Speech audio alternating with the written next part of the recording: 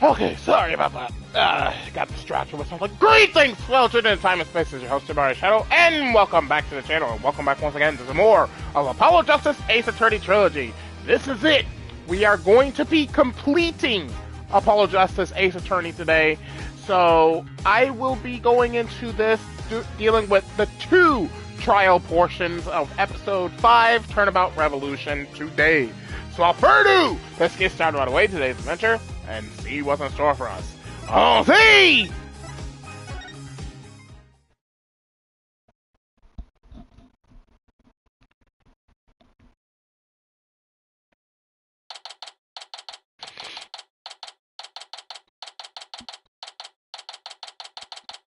May 19th, 8:50 a.m., High Court of Kurai.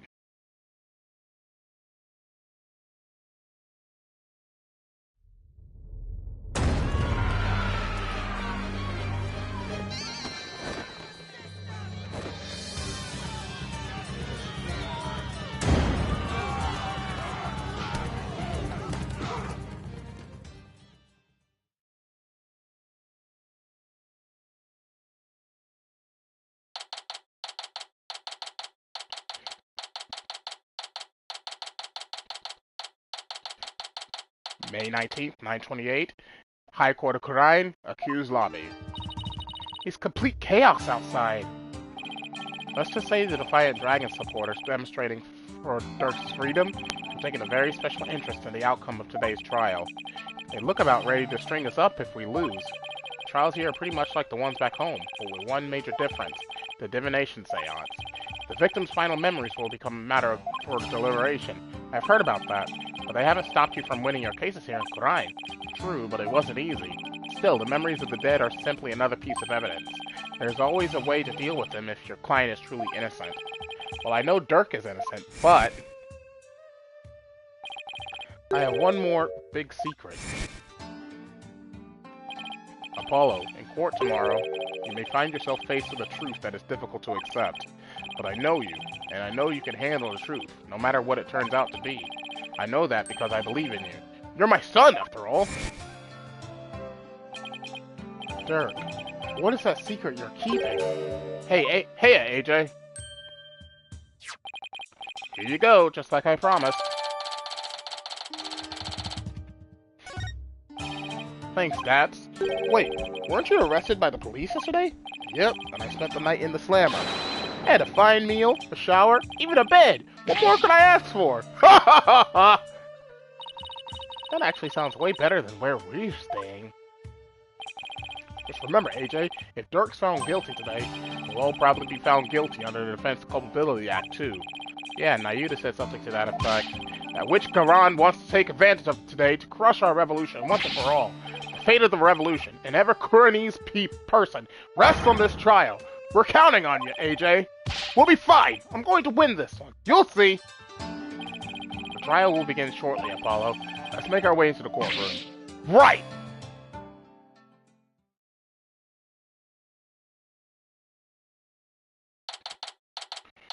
May 19th, High Court of Kurai.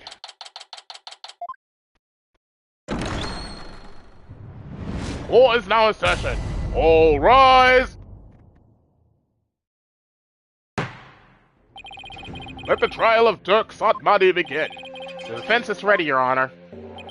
The prosecution is ready, Your Majesty. So it's really come down to this. Well, don't expect me to hold anything back, Nayuta.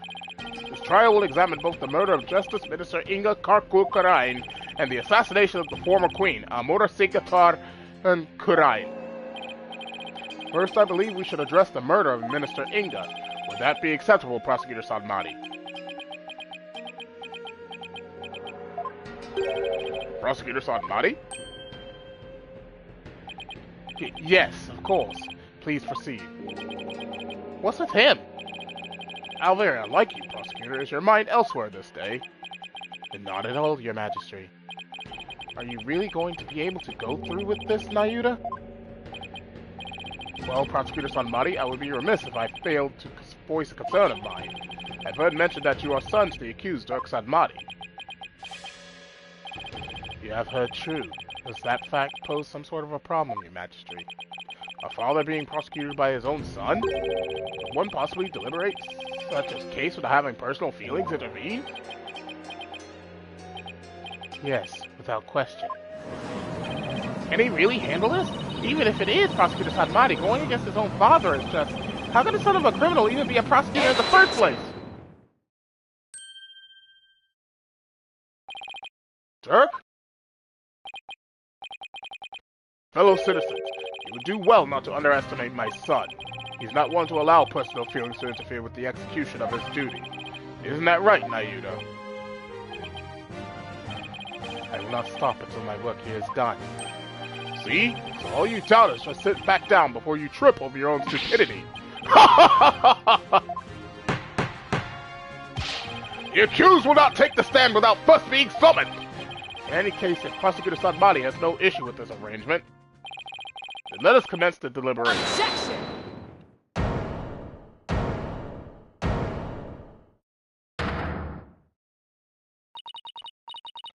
One moment, if you would. Your Eminence? Your Eminence! What brings you here?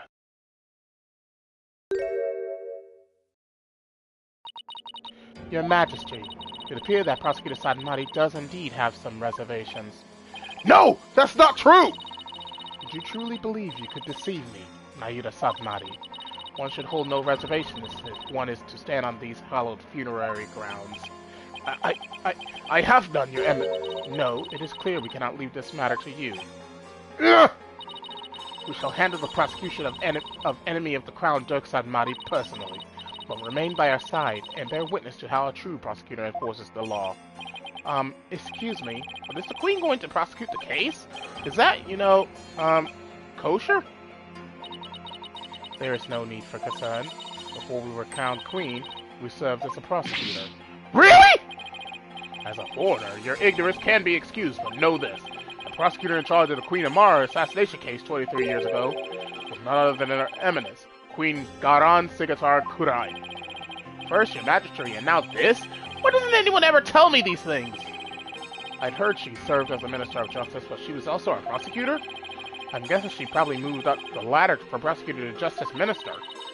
We prosecuted that case 23 years ago, but no verdict was ever rendered.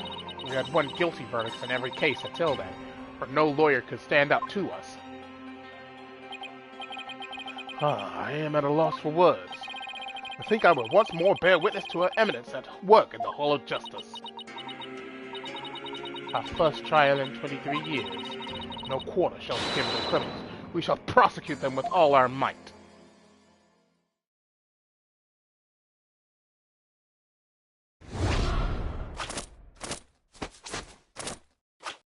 Holy witch! It's a witch!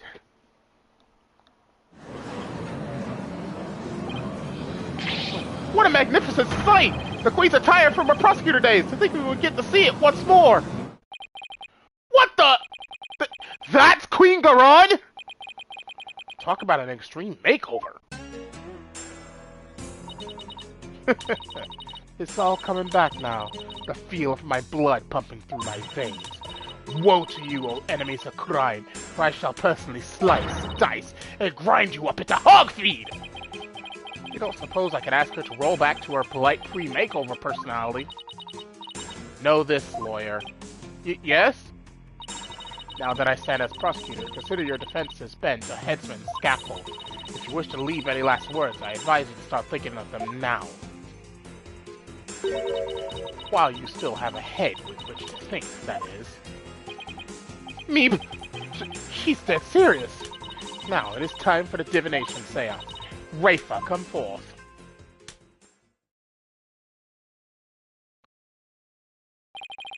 Your benevolence, thank you for gracing us with your presence.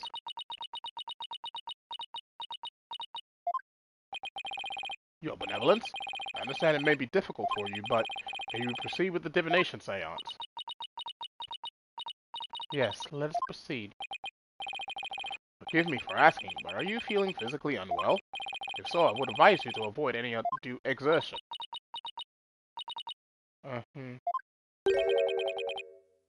Your benevolence? What's wrong? It's like our mind's anywhere but here. A lot's happened since yesterday.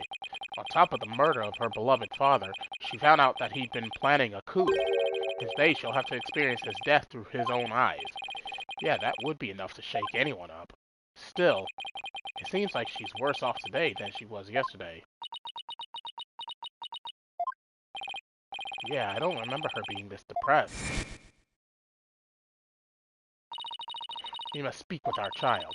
It is a mother's duty to discipline her child after all. Now, if you would excuse us. Discipline? Coming from her? I don't like the sound of that at all. Wait. Garon didn't do something to her, did she?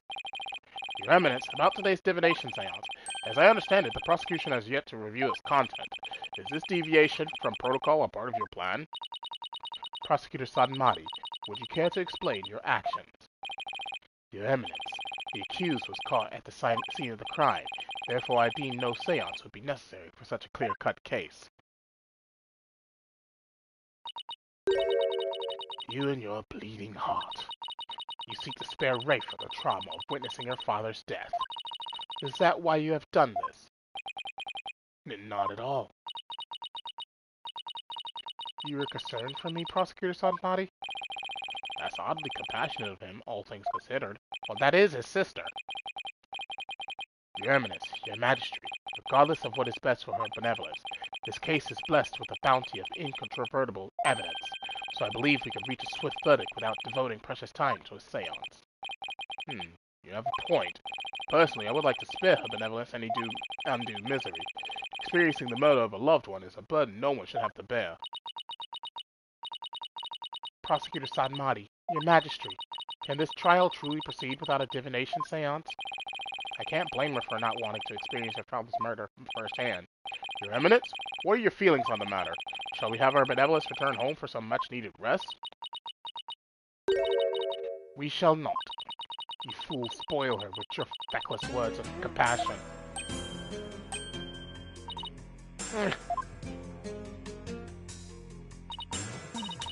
Listen well, Rafa.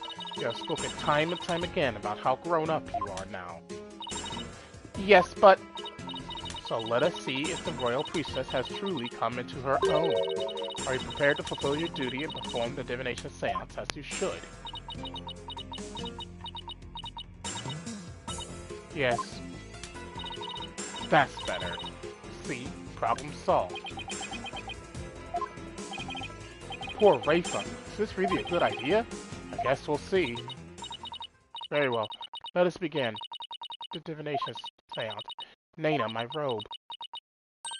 Oh. Looks like Nana's still missing. It's been a whole day already. Barbed head. Yes? You remove my robe. What? Why me? Don't keep her benevolence waiting now, Mr. Wright. Can't you see she's ready to begin? Great. I've been reduced to royal robe remover. It's like she's grooming Mr. Wright to be Nana's replacement.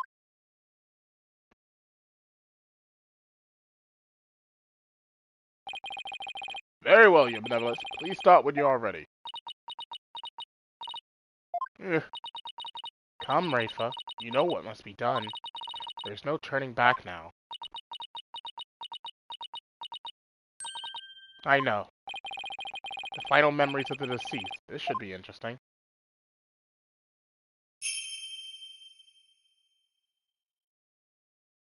O Holy Mother, we hold this divination seance in your name. Let the eyes of everyone here be clear, and our ears be unstopped. O dance of devotion, guide the victim's soul to me, so that we may receive their final memories in the pool of souls.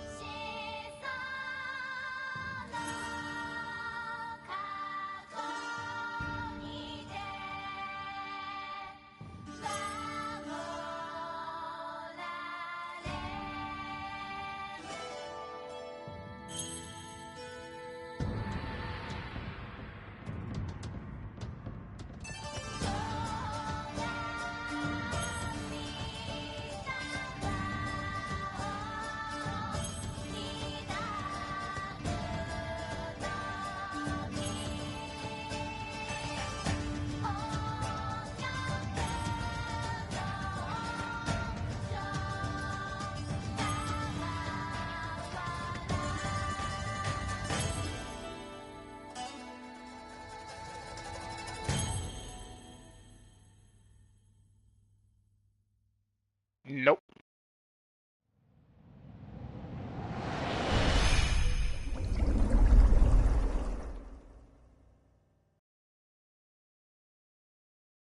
She did it wrong.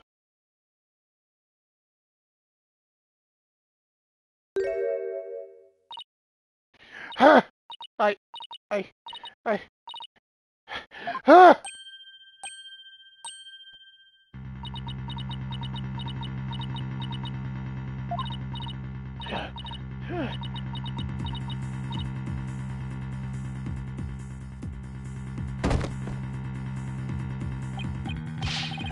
Your benevolence! What's wrong? This is unacceptable! But bailiff, take her benevolence to the first aid station at once! This is not good.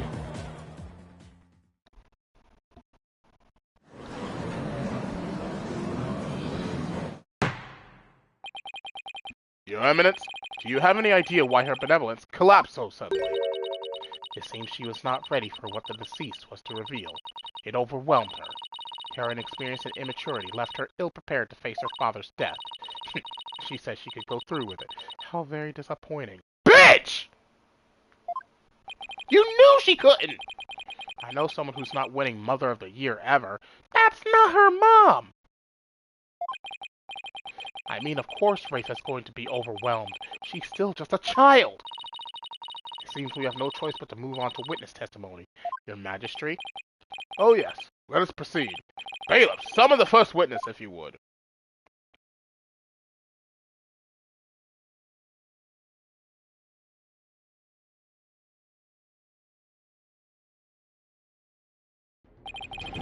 Is this not the accused? It is indeed. I thought I would give him the opportunity to plead his case. For true justice is more than a unilateral presentation of the facts by the prosecution. That seems uncharacteristically fair of her. However, should the accused fail to produce convincing testimony,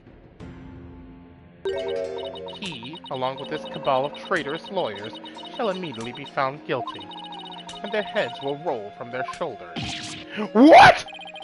I should have known there was a catch! Your court, your rules. Same as it always was, I see, Garan.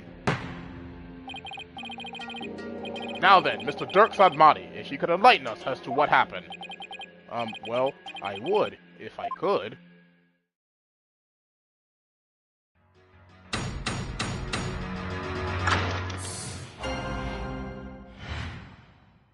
Dirk explains himself. I was struck by a sudden dizziness the moment I answered the tube. The next thing I knew, I was standing there with a blade knife in my hand, and lying right in front of me was Inga, dead as a doornail. I have no recollection of what happened in the interim, but I didn't kill him. At least, I don't think I did. It'd go against everything I believe in.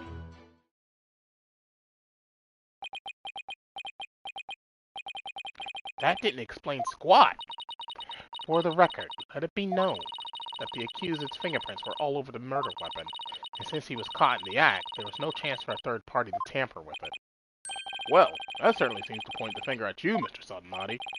Even as a lawyer, I have to agree with you there, Mr. Magistrate. Seriously, Dirk? This is no laughing matter. This is exactly what Garan wanted. To have Dirk try to plead his case, only to fail miserably. How low can she go? Prosecutor, behold this most unpleasant of spectacles, and let it be etched into your soul. See how instead of accepting the inevitable, Those fish-brained lawyers flounder and flop themselves straight into the abyss of despair. Yes, Your Eminence, show me the way!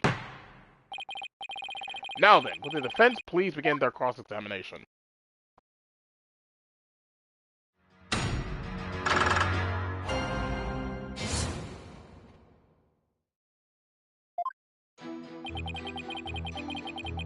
was struck by a sudden dizziness the moment I entered the tomb. The next thing I knew, I was standing there with a bloody knife in my hand. Hold it! Do you recall anyone putting the knife in your hand, Dirk? Wish I could say I did, but I don't remember a thing from before I came to. You think there might have been a third party in the tomb, son? Yeah, because if you didn't do it, then the real killer must have been there with you. Objection!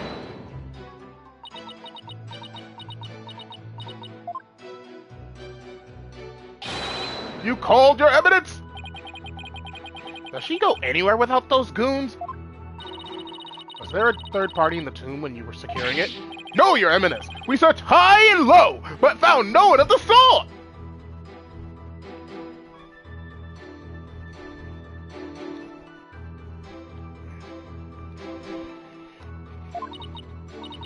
And there you have it. Oh, right. They did search the place. Furthermore, my guards had the entire tomb surrounded, so there was no way for anyone to escape. That's right! No one got in or out without our knowledge! Evidence on site! The directives were absolutely flawless!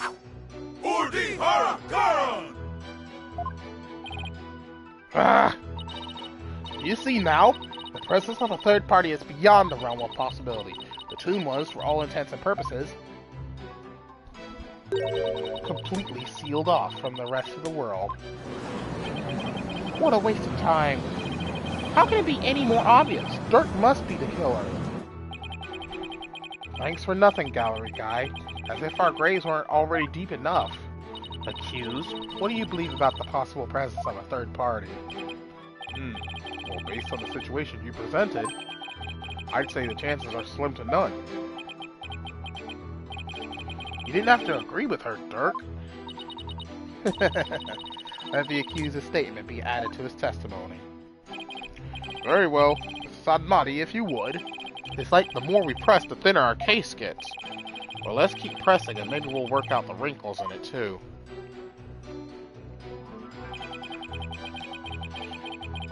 The possibility of a third party being there in the tomb is probably non-existent.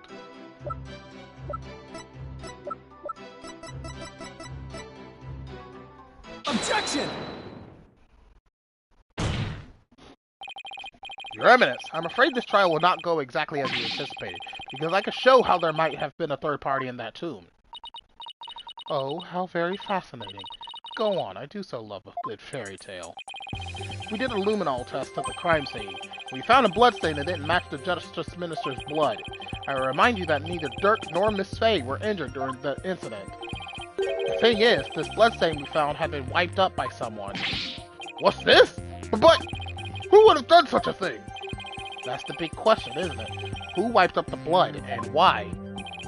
Thinking about it logically, it must be someone who wanted to conceal their presence at the scene of the crime. Oh, and to whom do you suppose the bloodstain might belong? The bloodstain belongs to the real killer.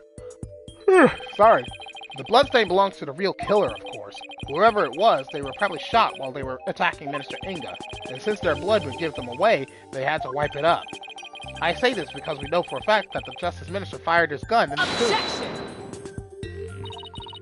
Got the memory of a flea. There was nowhere for anyone to hide. This, too, is a known fact. Well, a bloodstain from a third party means there must have been someone hiding there. Very well then, tell me this. Where was this third party hiding? Oh, the crime scene was thoroughly searched after it was discovered. So if there was a hiding place, it would have to be somewhere no one would dare look. Somewhere no one would dare look?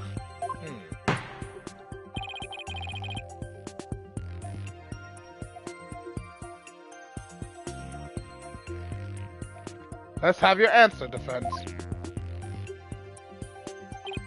Now, where could a third party have hidden? Take that! There's one place no one would search, not even the Queen's Royal Guard. And that would be... inside Queen Amara's sarcophagus. Even now, it's locked up tight. No one would find you if you hid in there. I'm told that it's temperature controlled to preserve the mummy within, but if someone dressed warmly enough, they could withstand the cold for a short time. This is sacrilege! Surely the perpetrator of such a foul deed would be cursed! But that's just it. The killer knew everyone would be too scared to open the sarcophagus. True, the guards were so scared of being cursed they wouldn't even touch it. And when the coast was clear, the killer made a quick escape from within their frigid confines. Well now, it does sound like a plausible method of evading capture. The defense requests a DNA test on the bloodstain, and then we'll see just who the real killer is.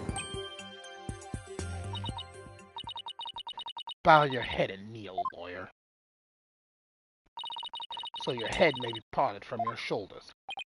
Huh? But the trial's not even over. Whoa! How soon you forget. You're already on the headsman's scaffold. As such, I could order your beheading at any moment. All I did was request a DNA test. There is no need to request such a test. Royal Guard, bring it forth now. Here you are, Your Eminence! The police have already identified the source of the bloodstain. The DNA test revealed that the blood is of the traitor, Dirk Sadmati. What?! But Dirk wasn't injured! So where did his blood come from? Maybe he coughed it up. Dirk's illness. Still, there was a lot of blood. Could he have really coughed up that much? And did he wipe it up to hide his failing health? Dirk, is it really that bad? He's dead. He's already dead. Oh, shoot. Got me.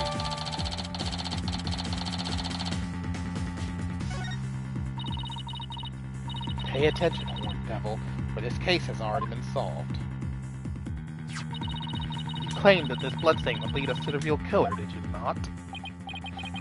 About that, did you or did you not make that claim of your own volition, Defense? Yes, I did. After she steered you in that direction, that is. Ah! I fell right into her trap! Do you see now? The folly in opposing the very embodiment of the law? Whatever you say or do shall come to no avail. A third party at the scene of the crime is beyond the realm of possibility. No! Praise be for Queen Garon! Her eminence legal tactics are beyond compare! I hate to say this, but she really got us good. The key to Amara's sarcophagus is under the protection of the royal family. My husband and I are the only ones who could open it. Therefore, it would be impossible for some knave to open it. Can I really discount the sarcophagus as a hiding place, though? What if the real killer is still in there? No, that's just ridiculous.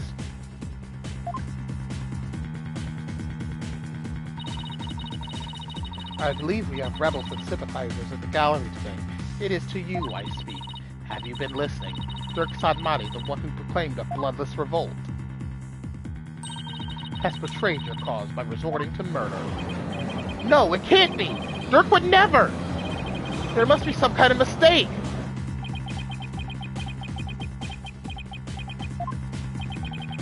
They're playing dragons and their sympathizers are starting to have doubts.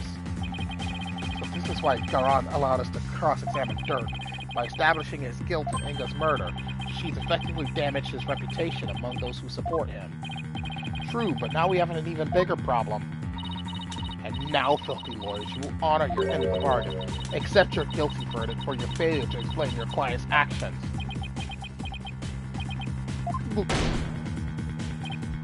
Huh? Now, I shall pass judgment upon the criminal, Dirk Sadmati. What's this? You shall pass judgment? But your eminence, is that not my role? Hold your tongue. You are but a figurehead before me, the embodiment of the law. Consider yourself dismissed.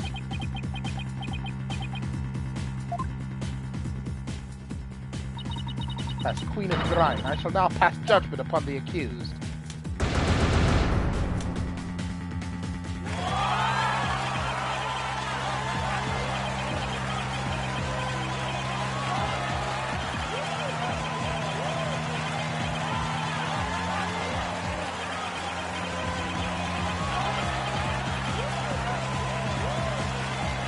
Objection! Wait! You didn't even give me a chance to rebut! Know when you are defeated, lawyer. For just this once, I am willing to show you the depths of my compassion. Tell me why I should allow these proceedings to continue. Come, convince me.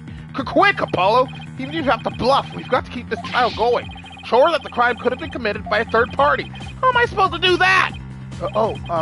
Why don't you start with, how about the timing of Inga's murder? What?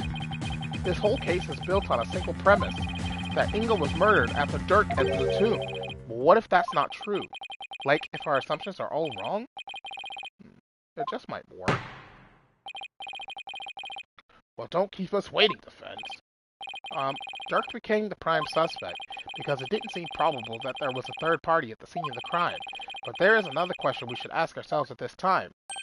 Was Minister Inga really killed after Dirk entered the tomb? What nonsense is this? Setting aside the assumption that the murder occurred after Dirk arrived on the scene, opens up the possibility of a third party committing the crime. The question before us is, when was Minister Inga really killed?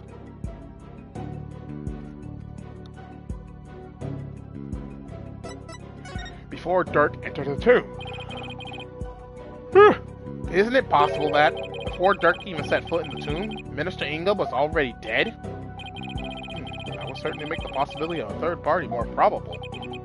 Why, of course. I fell unconscious right after I entered the tomb. Even if I hadn't, I wouldn't have had a clear line of sight to his body from the entrance.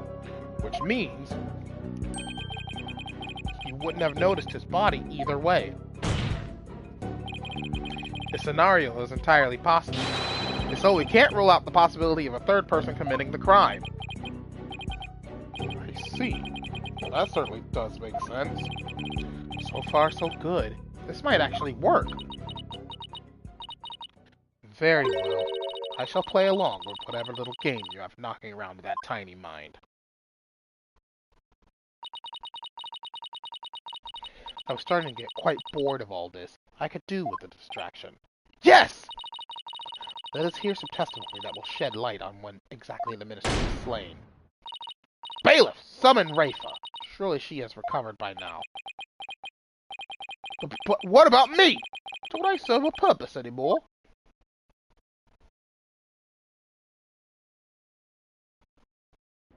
I hope you are feeling better, Your Benevolence. Must I perform the divination seance? What? Oh, no. We merely require your testimony this time. How could my testimony be of any value? Your Benevolence? Mrs. Rafa seems awfully depressed. After what she's been through, summoning her again is like rubbing salt in the wound.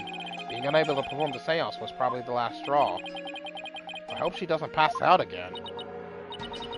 Prosecutor Sadmati, may I ask you something? Of course, Your Benevolence. I've been meaning to ask you this since yesterday. Did you know about Queen Amara? And about me? From where did you hear such a thing? From Mother, and only yesterday. Rafa was carrying on about telling the truth to the people, so I told her what the truth really was. For it is up to a mother to discipline her child. I see. Be that as it may, Your Benevolence, it has no bearing upon our trial here today, so there is no need to let it trouble you. I know. Garan told Rafa about something other than Amara's status? Sounds like it, but what could it be? Rafa, the defense has proposed something preposterous. They somehow think your father was already dead when Dirk entered the tomb. But I believe you can prove them wrong. Are you prepared to do what is required of you? Yes, I am ready to testify.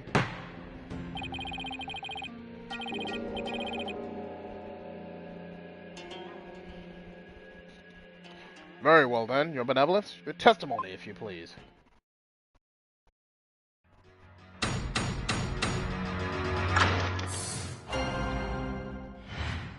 What Rafa witnessed. On the day of the murder, I was gazing upon the courtyard from my second-floor veranda. Around 2:30 p.m., I saw my father heading for Amara's tomb. Then, at about 2:45, I saw Barbedhead and company enter the courtyard. I saw no one go in or out of the tomb after my father entered at about 2:30. Your second floor veranda? Oh, so you must be talking about that house facing Inga's private residence. So that's the location from which you saw your father?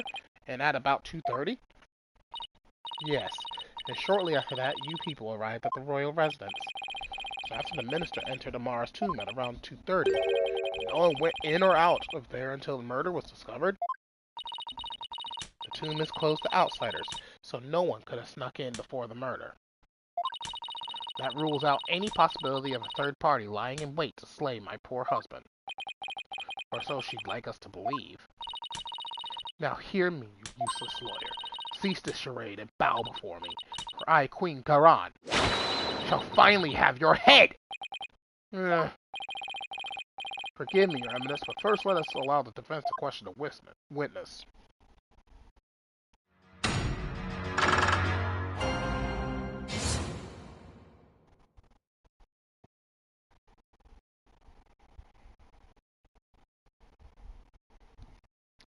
Court ready for witness.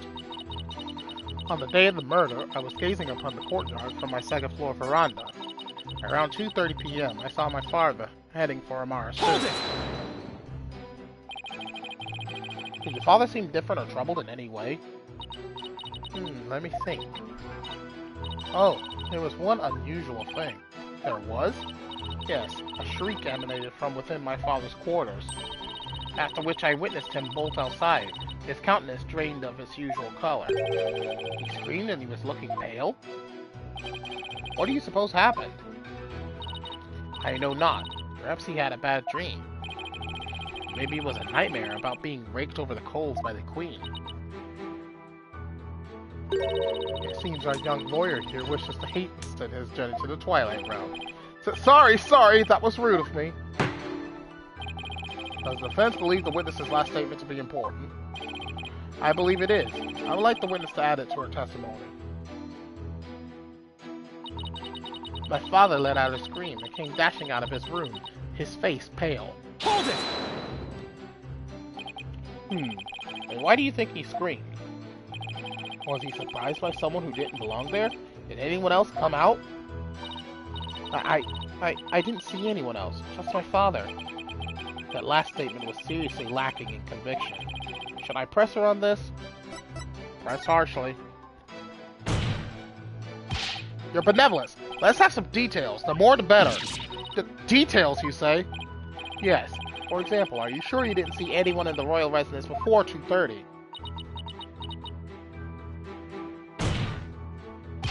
Well, is that a yes or a no? Ah! Foreign devil! I've been gazing upon the courtyard since about 2 yesterday, yet I saw none other than my father. Oh, if only I had stopped him then. I think you've struck a nerve, or rather, obliterated one. Maybe I pressed a little too hard. Still, that last statement seemed a little off somehow. So you didn't see anyone except your father in the courtyard after 2 p.m., huh? Please add that to your testimony, Your Benevolence. I had been gazing upon the courtyard since about 2, but father was the only one I saw. What about Albie? Objection! Your Benevolence. You're covering for someone, aren't you? Huh? I don't know what you're talking about. Sorry, Rafa, but you're not going to like this. Well, the thing is, I have a statement here that you might find interesting. It's from a witness who claims that, around 2 p.m., his dog got loose and ran into the palace courtyard. That's when the little fellow stole this hat from someone. Ah! That's Nina's! I mean, nothing! Never mind!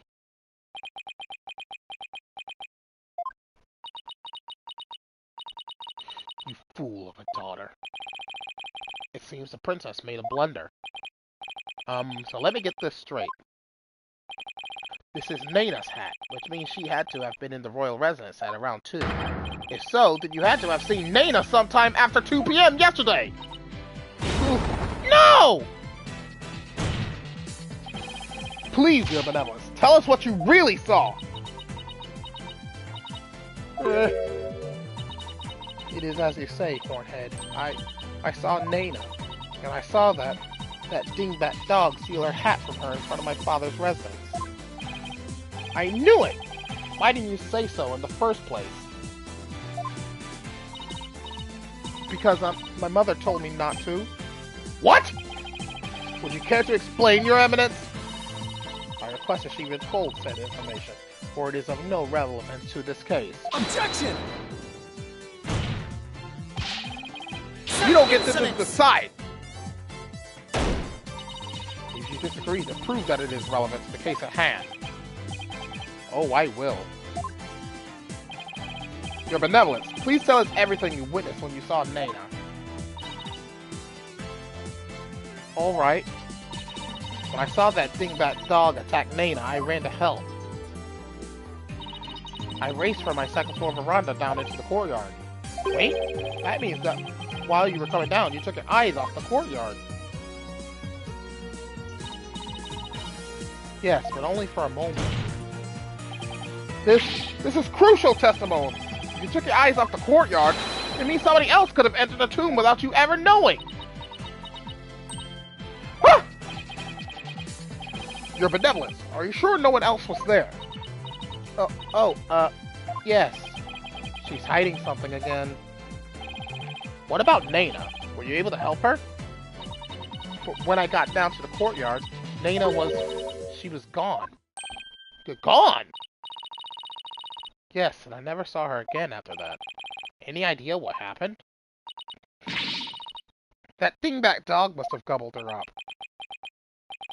I seriously doubt that. But how could Naina simply disappear while Rafa wasn't looking? Rafa must know something. The only question is, what? Where Naina disappeared to? Do you have any idea where Naina disappeared to? What do you mean? Well, during the time you took your eyes off the courtyard, someone could have headed into the tomb. And it just so happens that Naina disappeared right at that moment. No! Wait, you think Naina had something to do with the murder? I don't think we can rule it out. It sounds like something had kept Naina occupied since the early morning. Plus, she was seen right before the murder, and then seemed to vanish into thin air. You're right! And since she's Rafa's attendant, she could come and go as she pleased within the palace grounds. Could Rafa's attendant really be the killer? But that would mean first my father and now Naina? These were the people I trusted most. How could this be? Objection! Do not heed their lies. Lawyers are a foul breed, quick to claim that a third party is to blame for a crime. Naina did not enter the tomb, that much is certain. How could you be so sure? When Naina's hat was stolen, that crazed cur spilled an urn full of water upon my husband's doorstep. Is that not right, Rafa? Yes it is. While that dingbat dog was tugging on Naina's hat, it tipped over the urn. The bottoms of her shoes would have been soaked with water. If she had truly headed into the tomb with wet shoes, she would have left shoe prints along the way. But the only shoe prints to be found belonged to my husband, Inga. Huh? Then... That's right. Naina never did go into the tomb that day. Instead, she entered my husband's private quarters. How do you know? It's quite simple. Shoe prints were discovered in Inga's private quarters. Shoe prints that belonged to Naina. That's right! Edgeworth and I did see some shoe prints in there.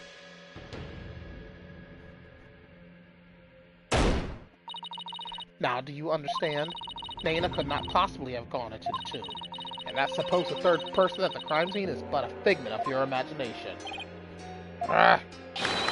Another glorious deduction! All hail the genius that is our eminence Queen Garog! Bow down before her glory, witless lawyer!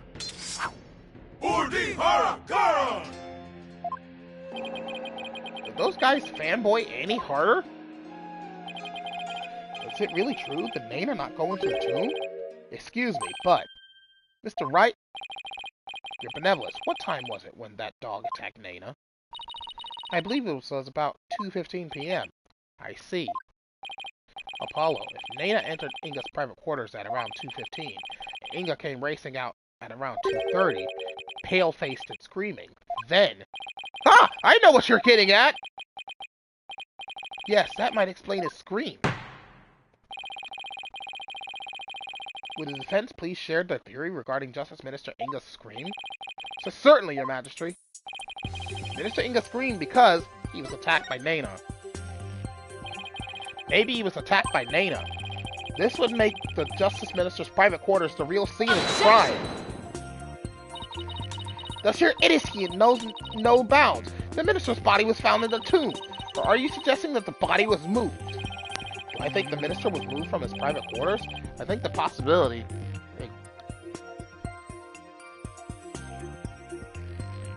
It exists. Considering the fact that the body was found in the tomb, I'd say there is a possibility. What utter nonsense. Rafa had been watching the courtyard. Yet you would suggest that someone could have transported the body unnoticed? You have a point there. In that case, I'd say there's no way that the body was moved. After all, there was an awful lot of blood in the tomb. I understand that the scream was in reaction to Nana's attack, but Inga died in the tomb. We need to explain how those two realities could coincide. How are we supposed to do that? Oh, maybe. Maybe where he was stabbed and where he died were two completely different locations. What do you mean? It's just, let's look at this as simply as possible. If the minister's body wasn't moved, he might have been stabbed by Nana in his private quarters, but then died in the tomb. I see. On the one hand, that seems plausible, but on the other, it seems decidedly implausible. Prosecutor Satomari, what is that fool babbling on about now? Is this a riddle from one of those fortune cookies Americans seem so fond of? Perhaps, but I believe he himself does not know what he needs to say. In all likelihood, it was a poor attempt to confuse us. We should sit. Objection! I wasn't finished yet, so hold off on the analysis, would you? The autopsy report never stated that the minister's death was instantaneous, so he could have conceivably moved from one place to another after being stabbed. Oh my! Are you suggesting he ran all the way to the tomb with a knife sticking out of his back? Well, yes, that's the gist of it. In short, Minister Inga saw Nana with a knife, let out a scream, and when he turned his back to her to flee, right, and that's when he was stabbed from behind. Well, Your Majesty, does my theory hold water? Such insolence! How dare you bore me like this? Huh? You are a humorless moron, spewing an endless stream of an unamusing drivel. I wasn't trying to be funny, Your Eminence. Prosecutor, enlighten this ignorant clown in lawyer's clothing. Your Eminence. Ha! Not the beads again! Nayuta? You dull, slow-witted, putrid-minded lawyer. Perhaps you would be too stupid to notice that you had been stabbed in the back, but a normal person would have noticed due to the excruciating pain. Now hold on! Allow me to teach you the meaning of pain. Ah! Please stop! Nayuta has a point. Normally most people would notice a dagger in their back. Ow! Yeah, I doubt someone could ignore pain like this. Still, in this case, it's the word normally that we should emphasize. Apollo, take another look at the court record. Right, there must be something that explains this.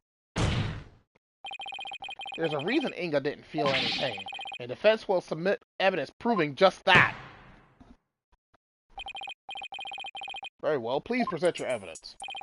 Why didn't Justice Minister Inga notice that he had been stabbed? Take that! Ah! Those are my father's painkiller shots! The defense will explain the significance of this evidence. Minister Inga suffered from terrible back pain, so he often injected himself with these. We're told that one shot in the back would make all his pain go away. With this, it's easy to explain what happened. Don't tell me you didn't know about these, Your Eminence. You can't mean! Minister Inga was stabbed in his back, close to where he usually injected the painkiller. Therefore, it's entirely possible that he hadn't noticed that he'd been stabbed! What? What's this?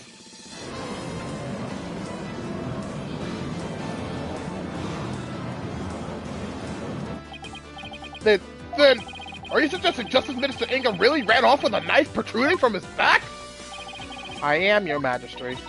So then, when I saw my father, he had a knife sticking out of him? I mean, with that cape of his, I couldn't see his back very well. Yes, the knife was there. It was just plunged in so deep you didn't notice it under the cape. Therefore, when you saw your father, he was already dead. Murdered by Nana in his private quarters. Fukuoka!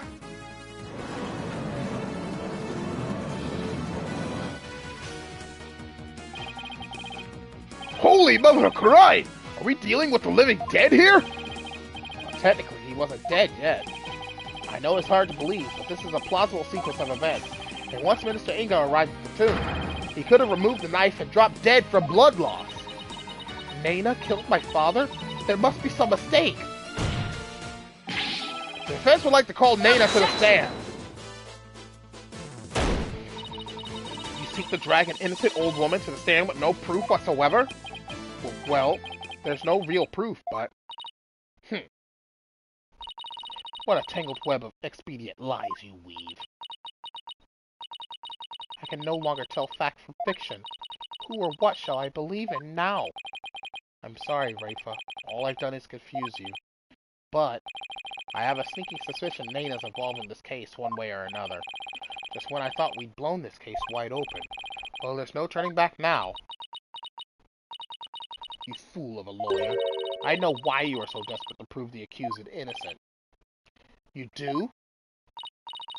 Yes, because he faces public execution if proven guilty, as shall you, under the stipulations of the Defense Culpability Act.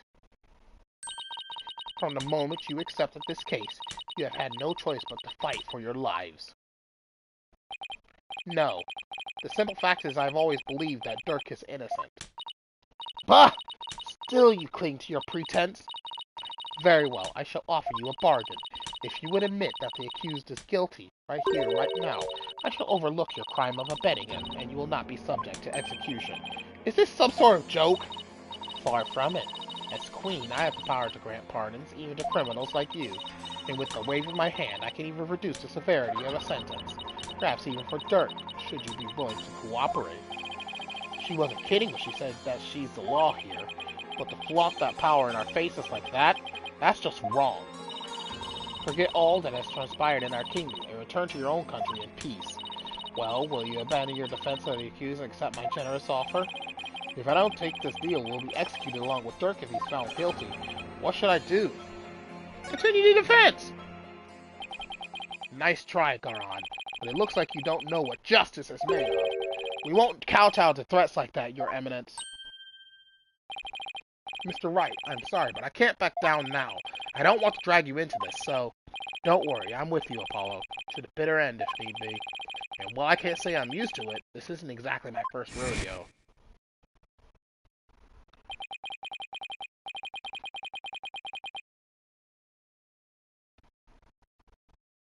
But if I'm found guilty, you'll get the death penalty too. Even knowing that, you still want to defend me?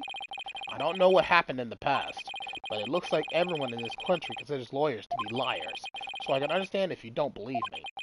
But I still believe in you, and your innocence. So all I have to do is keep believing, and find the truth. That's all there is to it. So keep on fighting, Apollo. You'll hear no objections from me. You nincompoops! You'll die if you lose this case! Why would you even entertain the notion of continuing? I believe that Dirk is innocent. That's why. And besides, trials exist to give the truth a chance to get out into the open. You can't give up just because you're afraid of some punishment. Even if that punishment is death? Does that not frighten you, Hornhead? Who wouldn't be scared? I mean, just thinking about it makes me weak in the knees, to be honest. But as a lawyer, I have a duty to protect my client. I can't just abandon that. A duty you're willing to die for? And yet Duty. It's a heavy burden, alright. Rafa looks like she's really struggling. Your benevolence. As Crown Princess, you are destined to rule this kingdom one day. That means there will be many things that you alone must determine. Things like how to keep your people happy, and what is true and what is false. And most importantly, what role you must play therein. I wonder if I am even up to the task.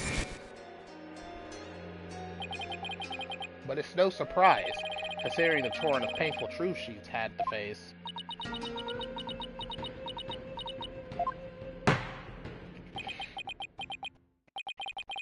Very well then.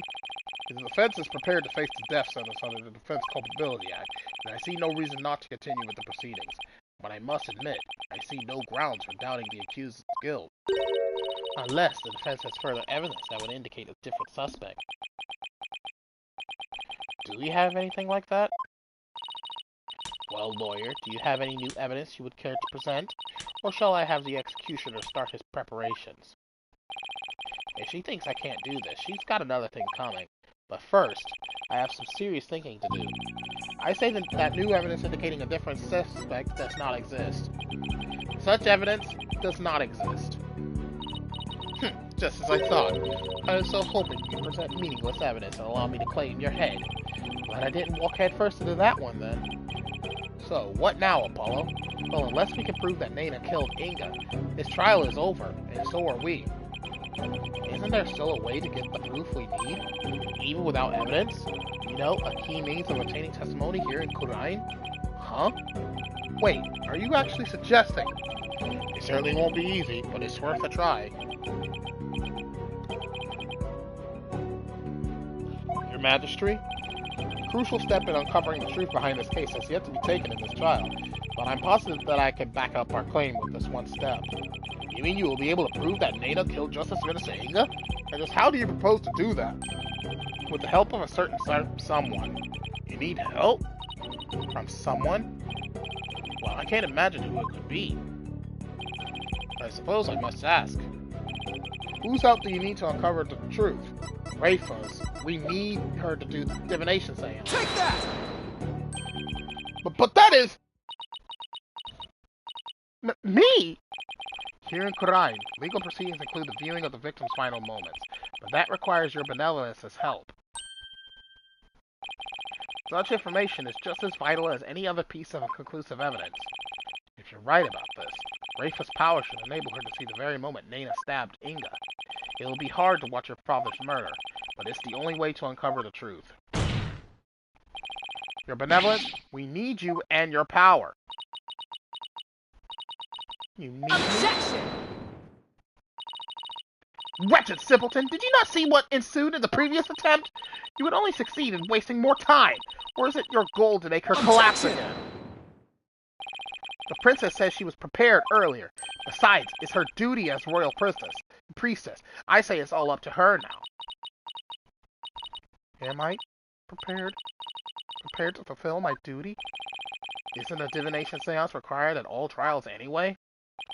If so, I imagine there'd be a problem with handing down a verdict without one. Indeed, it would be problematic.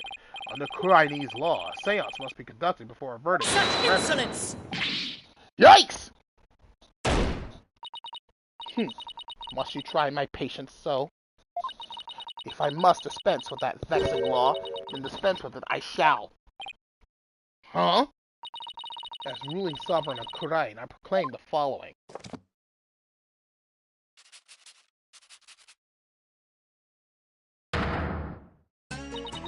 Henceforth, the divination seance shall be optional. What? She has the power to do that?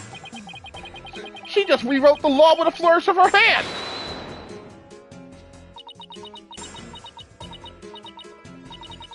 Mother, I do not wish for the trial to end like this.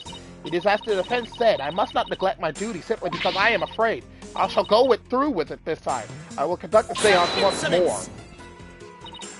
Rafa, do not be fooled by his lawyer-like guile. You are not prepared to witness your father's death.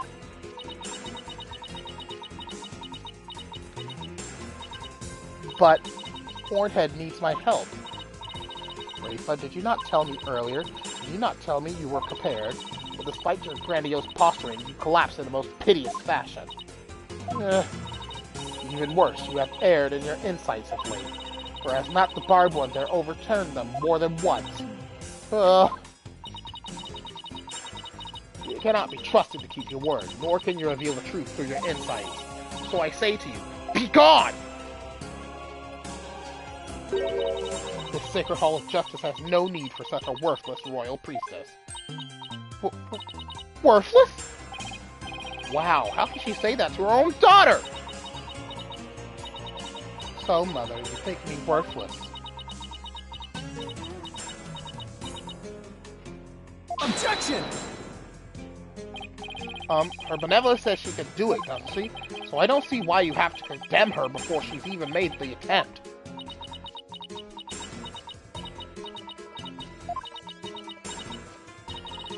Very well, horned devil. If you really are so bent on having a seance, I shall give my consent. Really? However, should Rafa fail once more, you two and the accused shall all be executed on the spot. Come again? This is proving to be far more entertaining than I had anticipated. Well, lawyer, what say you? Will you wager your life in calling Rafa to perform a divination seance?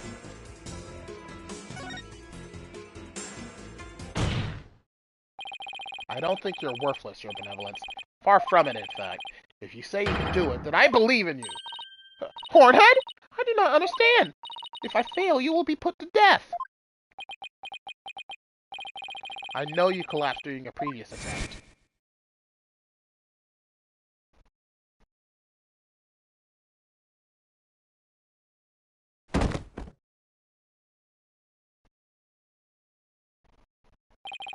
I can't even imagine how terrible it must have been for you. But despite that, you are willing to try again. I have faith in that conviction, in that courage. My courage? Ah, so she was doomed to fail if she didn't have the courage to perform the seance. And it looks like she's got the determination to try again. Right, and that's a bet I'm willing to take. But it is as Mother said, I've erred in my insights as of late. Not only have I failed to reveal the truth, but I've also contributed to false accusations. Knowing that, can you still say that you believe in me? Objection! I wouldn't take stock in those words, your benevolence. Despite what your mother says, I don't think you've made any errors at all. Huh? In the trials I've been a part of here in Kurai, I would have never proven my client's innocence without your seances, because even though they didn't always reflect the absolute truth, the insight they proved served as vital leads to finding the truth. Vital leads? My seances? So please, your benevolence, try to perform the divination seance one more time. Hey. Objection!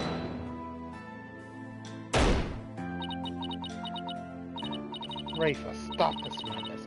It is for your own good. You are ill-prepared to face your father's death. Go, leave the Sacred Hall at once.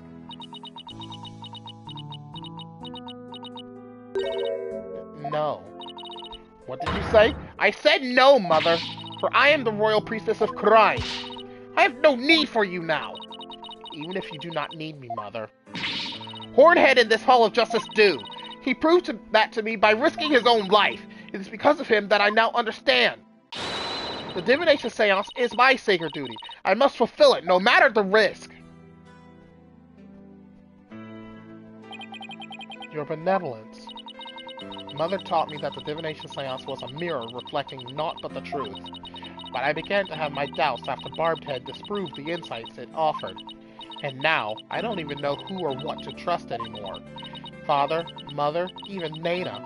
I had believed in them above all others. But I finally know now. I know in what I can trust.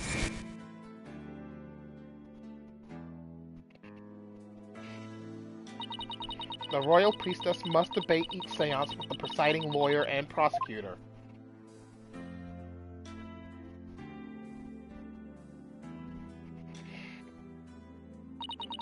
So that it can be interpreted properly.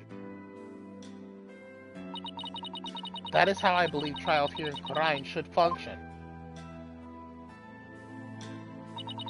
Therefore, the Hall of Justice needs me. It is my power that leads trials toward the truth. That is my sacred duty, and I will never shirk from it again.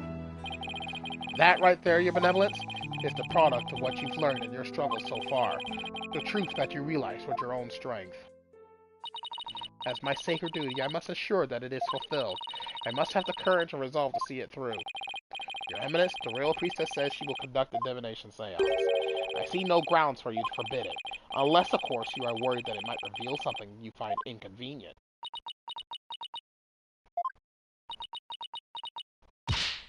Mother, I am done letting you have your way. Rafa, you would actually rebel against me, your mother and queen? Though I am scared to see my father's death. I must face my fear. That is what Hornhead has taught me here today. Rafa. I am the royal priestess Rafa Padma Khura'in. And I am prepared to face my father's death.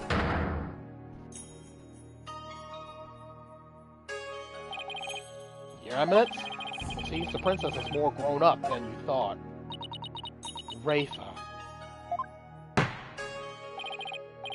Well then, let us proceed with the divination seance.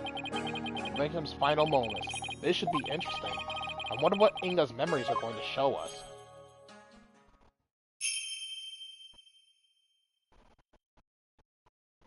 O Holy Mother, we hold this divination seance in your name.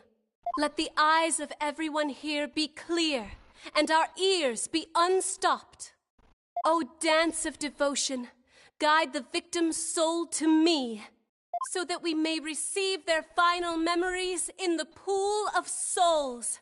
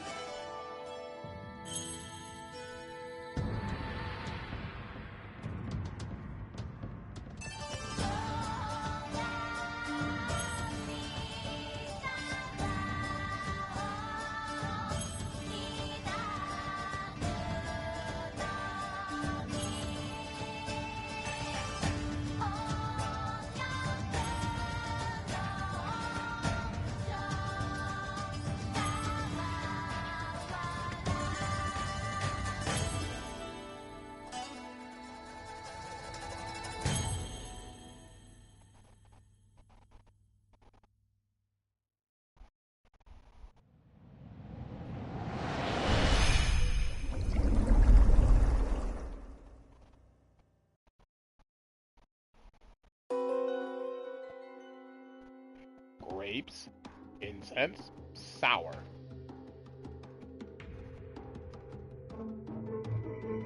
Incense.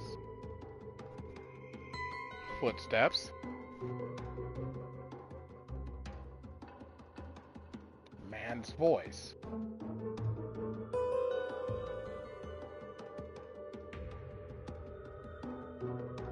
Pain. Footsteps.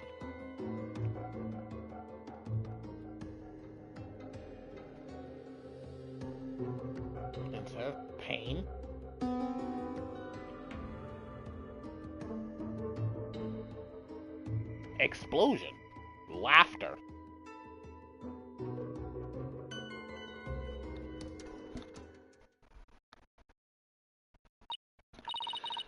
What in the... A faceless being? What the heck? His face is just like... that picture of the founder!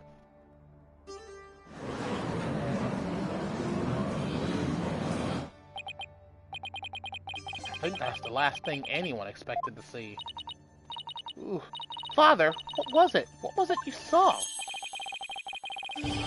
Are we to understand that this was the last thing the victim saw? Yes, there can be no mistake. That was what my father himself witnessed. How very strange. You don't suppose the Holy Mother possessed the accused and slew Minister Inga for planning a coup?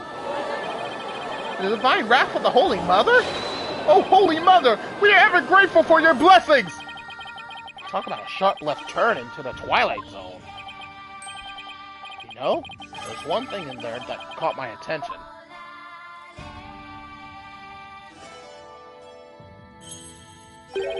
That laugh. Who does it belong to? Why are they laughing? Who knows? Well, I suppose it could be Dirk after he slew my husband. Uh-huh. But that figure didn't even have a mouth.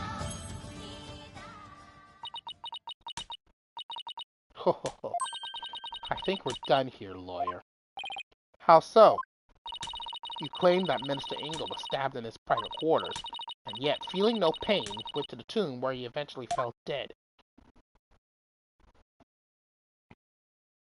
But this seance vision proves he was stabbed in the tomb, and felt great pain, no less. Oh, that. Therefore, as I asserted all along, it was the accused who stabbed the minister in the tomb. Ah! Everything just backfired! Big time! Wow, Garon has the devil's own luck, doesn't she? Now then, I shall give voice to the soul of the deceased. Listen well and heed these words.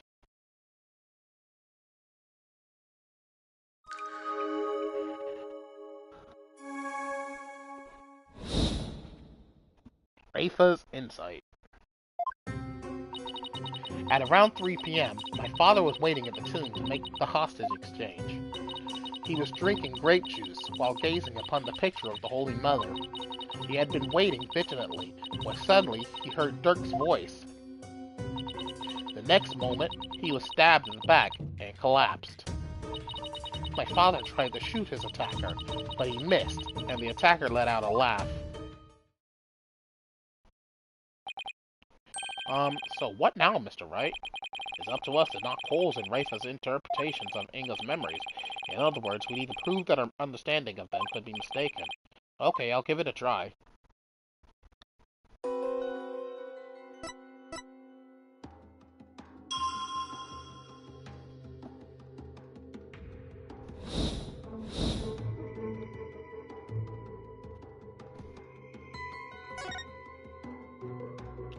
Objection! Your benevolence.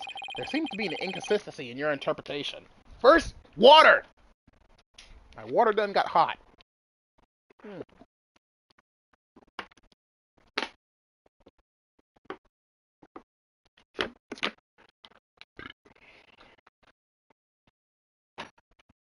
How long has this stream been going? It's already been going for an hour. What the fuck? And to think, there's a whole other part to the trial, too. An inconsistency? Where? Minister Inga is far too relaxed for what was supposedly about to take place.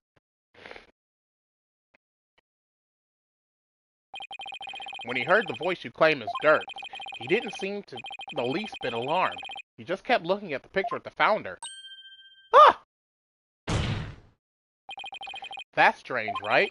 He was waiting for Dirk to arrive with the founder's orb, but when he heard that voice, he didn't even turn to look. Don't you think he would have been worried about being attacked from behind? Ah! But then, whose voice was it? It was likely someone whose presence wouldn't have alarmed him. Someone like a friend. Objection! But there was no third party at the scene of the crime. Therefore, the voice can only have belonged to Dirk. The voice of a third party who wasn't there in the tomb. Paul, don't we have something that could reveal the owner of the mysterious voice? You know, I think we do. Something that Inga had while he was waiting for Dirk. With it, we just might be able to figure out whose voice it was. I believe we can identify the male voice Minister Inga heard with this. Take that! But that's my father's. I know this must be hard for you, but could you please look at this photo? There's something here that can point us toward the identity of the voice. This is the real source of the man's voice. This cell phone. Take that! A cell phone? Right. I believe that the voice the minister heard was of a call on this cell phone. I see. Well, that certainly makes sense. What is your eminence's view on the matter? I can see the possibility. Then it seems I must refine my vision.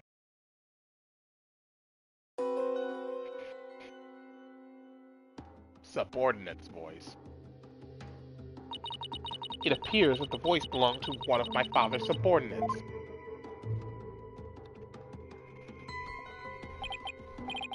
Why do you suppose he was talking to one of them then? My father had members of the secret police positioned throughout the palace. They were supposed to contact him as soon as they saw Dirk and the rest of you. Okay, now we're getting somewhere. Your benevolence, I believe you have an insight to revise. I know, Barbhead. Don't presume to tell me how to do my duty.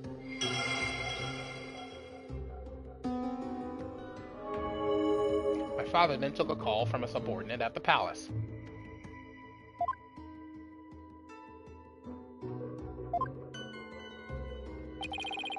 So the voice was coming from the phone. That's good to know. But there might have been other sounds coming from the phone. Sounds that could be clues. Let's take another look at Rafa's insights and really focus on the various sensations. Okay, I think I'm getting the hang of this now.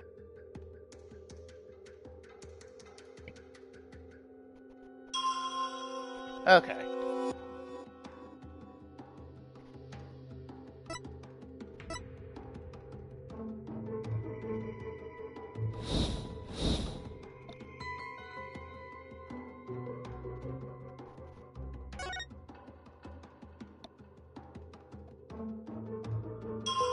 There it is. That lion's roar. Objection! I hate to break it to you, Your Benevolence, but you misinterpreted something again. What do you mean? Again? Smooth move, Apollo. I think you just hurt her feelings. She may put on a brave face, but she feels more than she lets on. Let me rephrase that, Your Benevolence. Your interpretation of your father's phone call to his subordinate at the palace is inconsistent with his final memory. What do you mean by that? A lion's roar could be heard over the phone. Don't you find that strange? You claimed the call was with someone at the palace. But let me ask you, do you keep lions there? No. The only animals at the palace are little birdies and my pet frog. Wait, that giant one in the front of the minister's house is our pet? Besides, there aren't any lions in Kurai. You don't even have any zoos. A rather sad state of affairs, I'm afraid. Ah! That is sad! Oh, I remember hearing a sound like that. The lion's roar coming from the phone is actually for something hanging out in the bazaar. Isn't it the cry of the warbot over in the bazaar? Ah! Your Benevolence, do you think you could clarify the voice for me? Very well. I will now attempt to further refine my vision.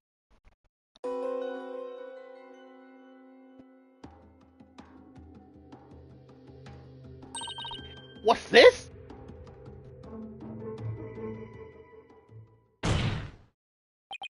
Just as I suspected, it was the call of a warbot.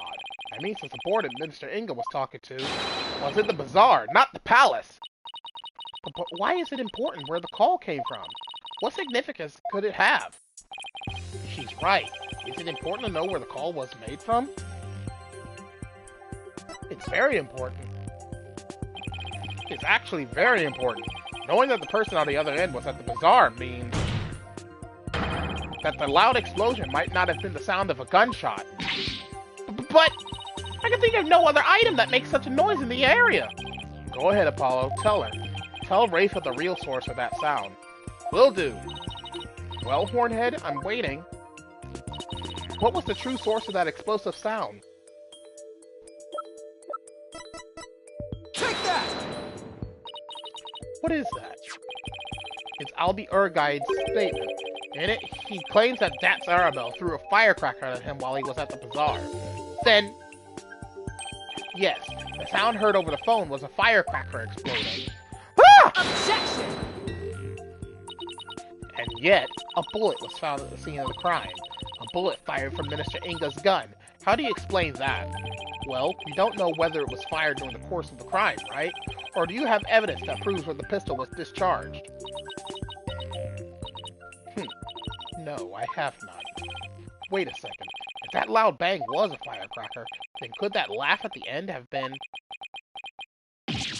No! It can't be! Oh, it can. And it is. The laugh came from none other than... That's Arabelle. The Joker who got a kick out of startling Albie with his dragon shot snaps. That happy-go-lucky That's Arabelle! What?! Someone should really put a leash on that guy. I shudder to think how one man could be the cause of so much trouble. Ha ha ha ha! Hey there, AJ, PW, y'all can thank me later. No one asked for your commentary, Mr. Arabelle. Your benevolence, do you need to revise your insight? It would appear so.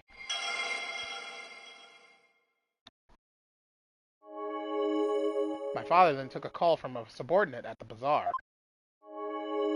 The true source of that loud bang was the firecracker Dats threw. And that final laugh belonged to none other than Dats himself. Well, this changes everything.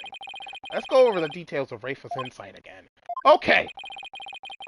I think I've got this down now. Time to find another inconsistency.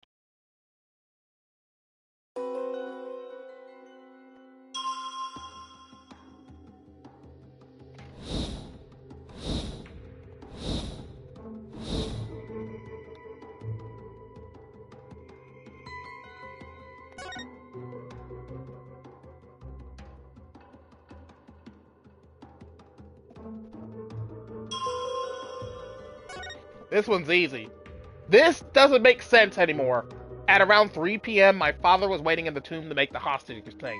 This no longer makes any sense, because if the explosion was from Dats's firecracker, it means that Inga was waiting in the tomb around 2 p.m., not 3.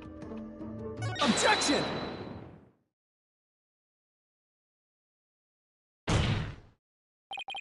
Your benevolence, there's a glaring problem with this insight. There is? You stated that the murder happened at around 3 p.m., which is right around the time my client arrived on the scene. However, now that we know what the source of the loud bang is, your insight conflicts with a certain piece of evidence. I suppose I have to ask the obvious here. What evidence conflicts with the claim that the murder occurred at 3 p.m.?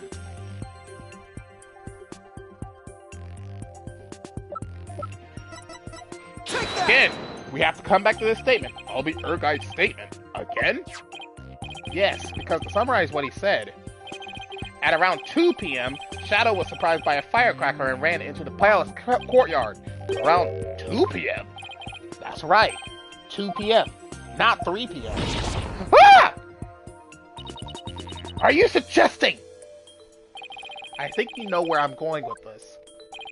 Dats's laugh, the cry of the warbod, and the bang of the firecracker were all heard right before Minister Inga's death. Thanks to Albie's statement, we can put a definitive timestamp on all of these sounds. Therefore, what this vision shows is that it's extremely likely that the deceased's final moments were at 2 rather than 3, as we had originally thought. Dare I ask? It means the murder took place a full hour before Dirk entered the tomb! Pukuka! How could this be? Are you saying that I, the very personification of the law, have been mistaken? Ha ha! Now you see why justice will always prevail.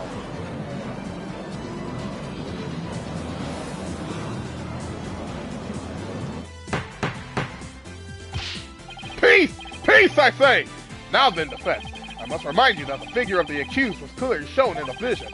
How do you explain that? I wouldn't say it was clearly shown. After all, the figure didn't actually have a face. Ha! You are absolutely right. Without a face, we can't be certain of who it was. Furthermore, need I remind you that if the vision is from 2 p.m., Dirk was still with me and Mr. Wright, which means this faceless figure couldn't possibly be him. So then, what are we to make of this 1 hour difference? Wait, to 2 o'clock? That's when my mother was performing the rite of channeling. The palace guards had all been reassigned to guard the channeling chamber for the rite. Don't tell me! The royal residence, it would have been virtually unguarded, which means the real killer could have easily slipped unseen into Amara's tomb. Defense! Are you saying that this is someone disguised as the accused? That's exactly what I believe, Your Majesty. Objection! Preposterous. Disguises cannot deceive the memories of the dead. That the face did not appear this time is mere happenstance. Had it appeared, some subterfuge would have been as clear as day. He's got a point there. Anyone who knows about the divination seance would have tried to hide their face. Nevertheless, our killer openly appeared before Inga. The question is, why? Apollo.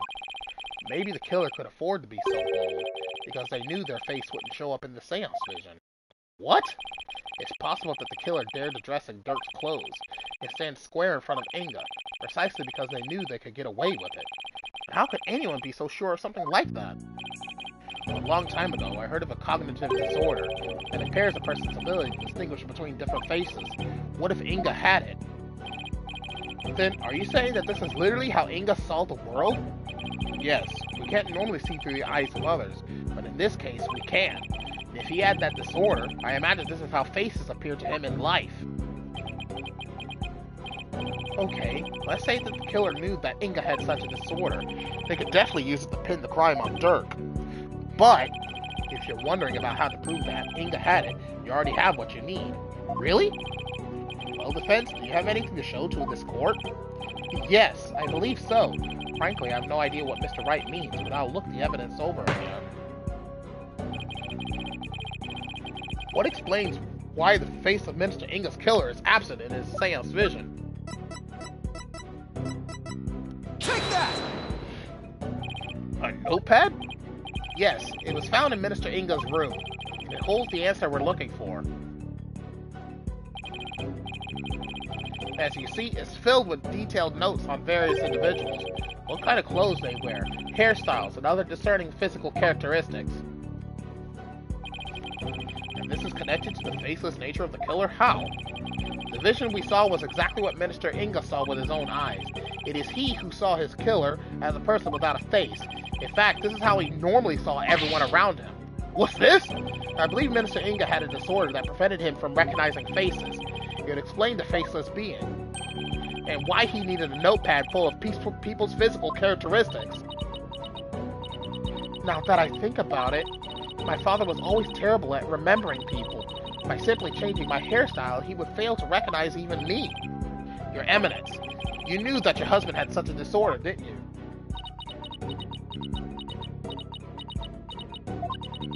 He never wished for it to become public knowledge.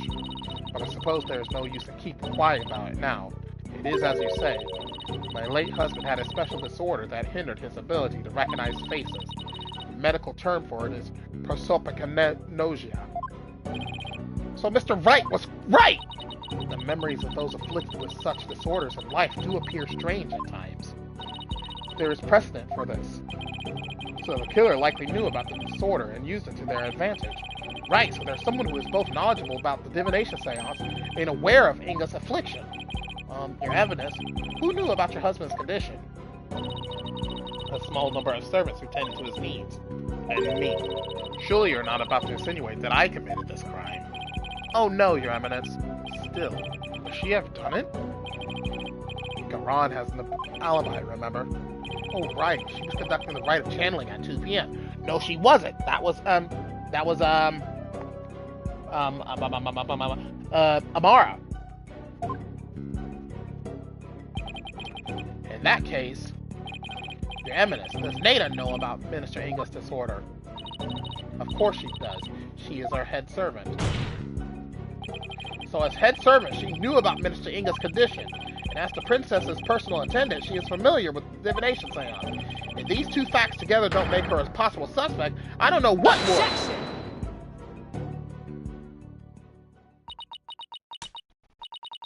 You witless lawyer. How quick you are to forget the facts. Facts like, when Inga was last seen alive, you claim he was slain at 2, yet that is impossible, for Rafa saw him at 2:30. Ah! Ah! We did completely forget about that. No, there must be some mistake. So you see, the murder could only have happened at 3 p.m., the hour Dirk entered the tomb. There's no other answer to this puzzle. Ah! Why don't we ever get to make up answers like Garan makes up laws? Guess it's back to square one. But where did we go wrong? I don't think we're the problem. We just seem to be short one piece of the puzzle. Our deductions so far explain everything to a T.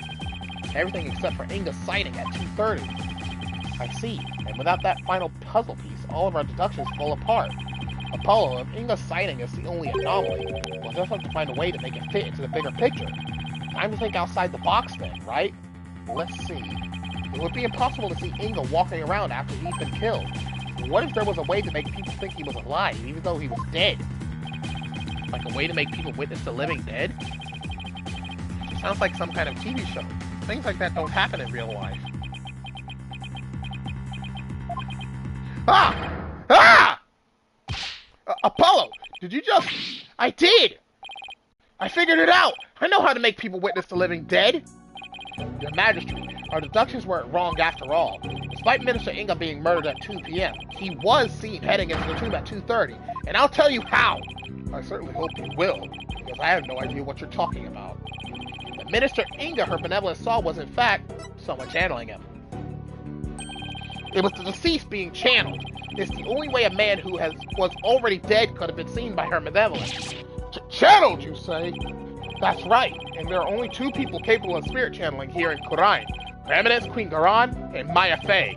It's possible that one of them was channeling the minister. It seems that you are ever bent on making me party to this crime. Prosecutor, what was I doing at 2:30 p.m., the time at which my husband was seen? Evidence. I believe you had completed the channeling rite and were having tea with the king of the neighboring realm. There would have been many attendants there, too. Ayuda has to keep up with her schedule, too?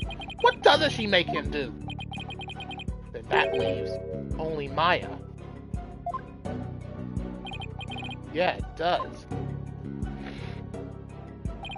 Maybe someone was forcing her to use her power toward nefarious ends. The real killer could have been threatening her. That cannot be! So then Inga's scream. That was probably from when he woke up from being called back to this world. After all, that's when the flow of time would have picked back up for him after he died. So Minister Inga probably leapt to his feet thinking he just had a nightmare. And realizing it was almost time for the hostage exchange, he raced off to Amara's tomb, not even realizing he was already dead. Then, her benevolence really did see a dead man running. Ah!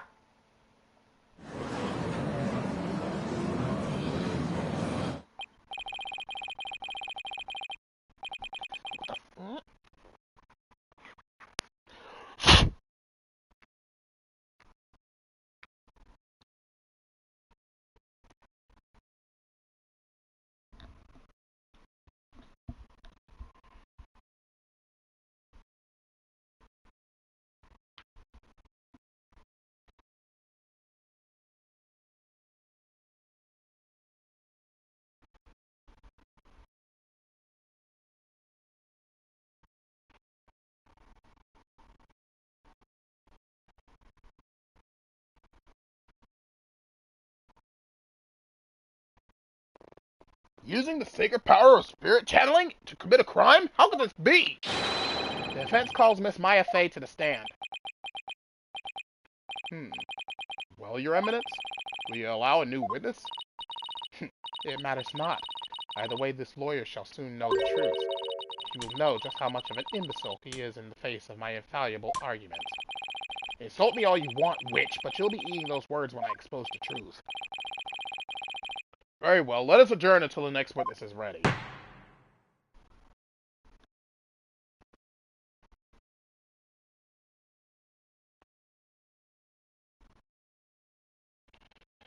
Alright, part 1 is done. But we are not done yet. We've got 3 parts to this trial to go through. So we're going into our next part right now.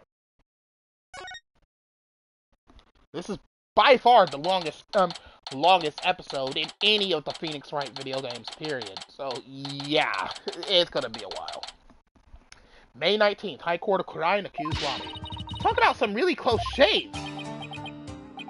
Well, you can't get a closer shave than Headsman's brand blades, that's for sure.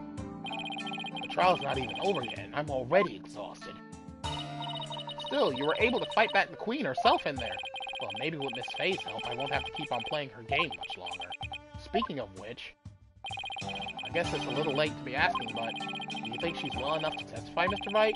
She slept all day yesterday out of exhaustion, apparently. But that's all it was, so she should be okay.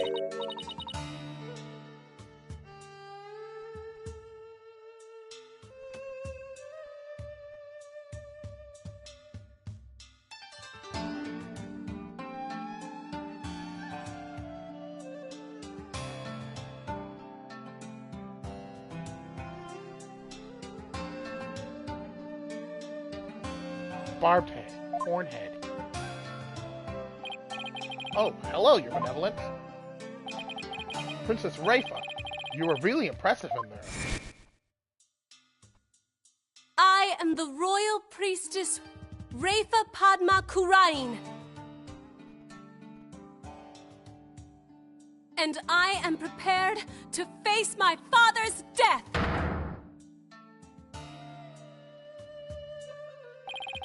Despite your mother's opposition, you stood your ground, and in doing so, you fulfilled your duty as the royal priestess. It was all thanks to you and your friends. Your belief in me gave me the courage to follow my path. So, you have my gratitude. Oh, don't mention it. I know, I shall thank you with a gift. What would you like? A cow? A horse? Or perhaps I shall reward your efforts with a royal shoulder massage. Oh, that's okay, Your Benevolence. Your gratitude is more than enough. Thanks. But I thought you Americans liked massages. My technique was highly praised by my father, I'll have you know. Hey, you! Lawyers! Where's the accused? Huh? Dirk? That's a good question. I blew it big time, AJ. That? Shut up, you! What's going on? This scoundrel tried to escape, but the accused! What? We were able to nab him, but the accused is nowhere to be found! Where are you hiding him, you miscreant? I keep telling you, I got no idea where he went. I mean, yeah, we booked him together, but I lost track of him after that. Maya, stop channeling him. So Dirk's on the lam now? Probably, but who knows? He vanished in the blink of an eye. But vanished? You want to know something, AJ? Dirk said to me, I can't put Amara in danger. I have to set her free before it's too late. What? Don't tell me he's gone to rescue her. Well, that's what I am telling you. It's why I helped him escape in the first place. Dad, do you realize what you've done? Well, what's done is done. Still, why did you choose to go rescue her now? Maybe he didn't want to die with any regrets or something. You know, just in case he ended up on the chopping block. Why, Dirk? I thought you believed in me. Oh, don't be like that, AJ. He'll be back as soon as he frees Amara. You'll see. That's not the point, Matt. Listen, lawyer, you let us know immediately if the accused contacts you. The trial will now resume. See that you are ready. Wait, the trial's still on? Even without the defendant? Those were Her Eminence's orders, so you will return to the courtroom at once.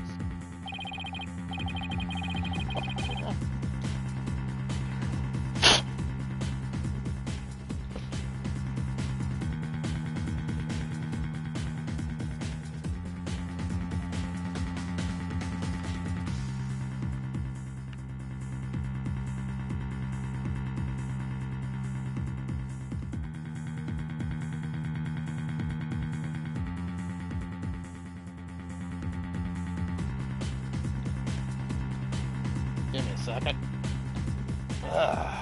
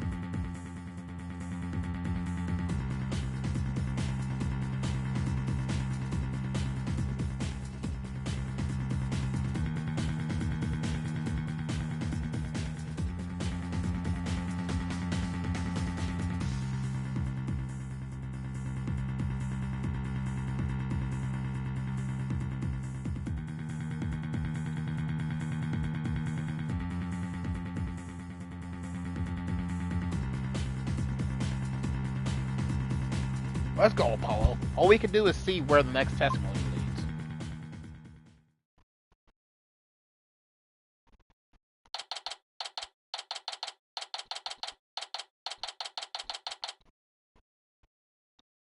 May 19th, High Court of Kurai.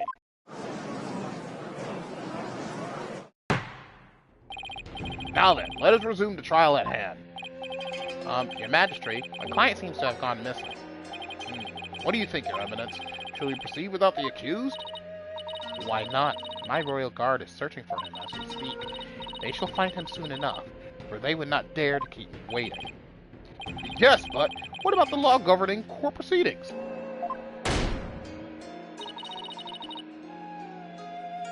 Then I shall simply revise it.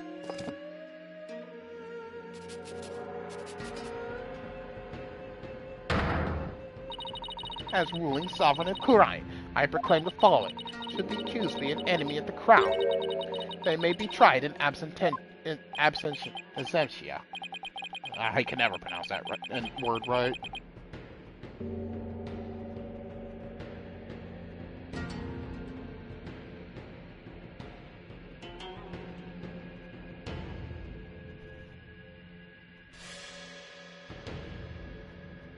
Well, in that case, I guess there's no problem with proceeding.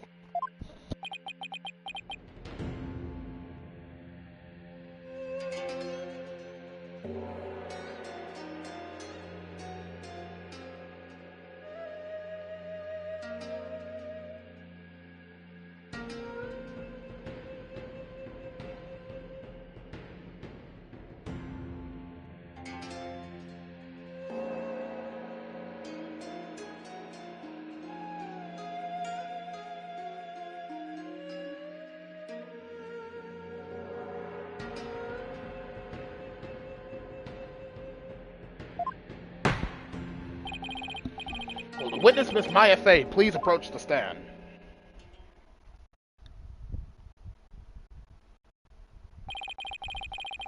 Sorry to summon you like this, Maya. Getting dragged out of bed and into court is not exactly a fun wake-up call, Nick.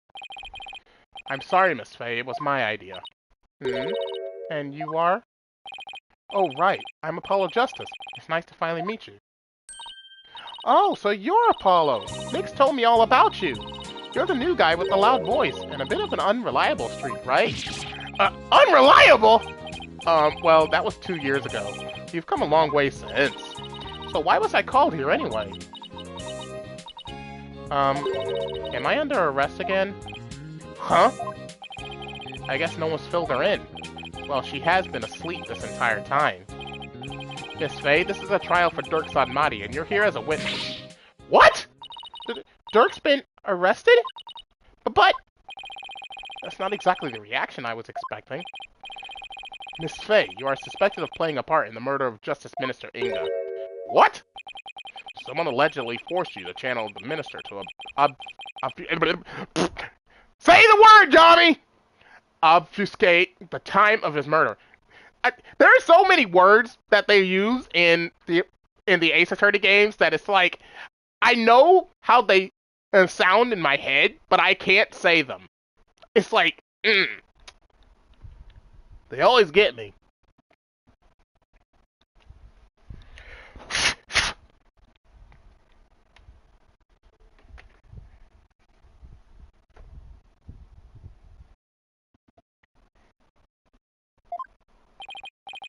At least that is what the defense claims. Wait, what? How could you, Apollo? How did you even reach that conclusion? Sorry, but it's the only way this whole case makes any sense. Your understandable anger at the defense aside, will you testify, Miss Faye? Yes, Your Majesty.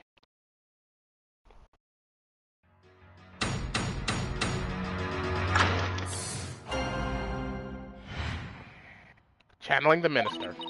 I don't have any idea what's going on, but I know I didn't channel Minister Inga. I didn't even have the chance to do something like that. Besides, I'd never go quietly along with some criminal's plan, though I guess there are some things I'd go quietly along with. It seems the witness doesn't believe she has ever channeled Justice Minister Inga. And if her words prove to be true, defense, your entire argument becomes moot. You do understand that, don't you? Yes, of course. It doesn't seem like Miss Faye is lying. Apollo, Maya was being awfully secretive about something just now. And I guess I'd better dig a bit and try to get her to open up to me first.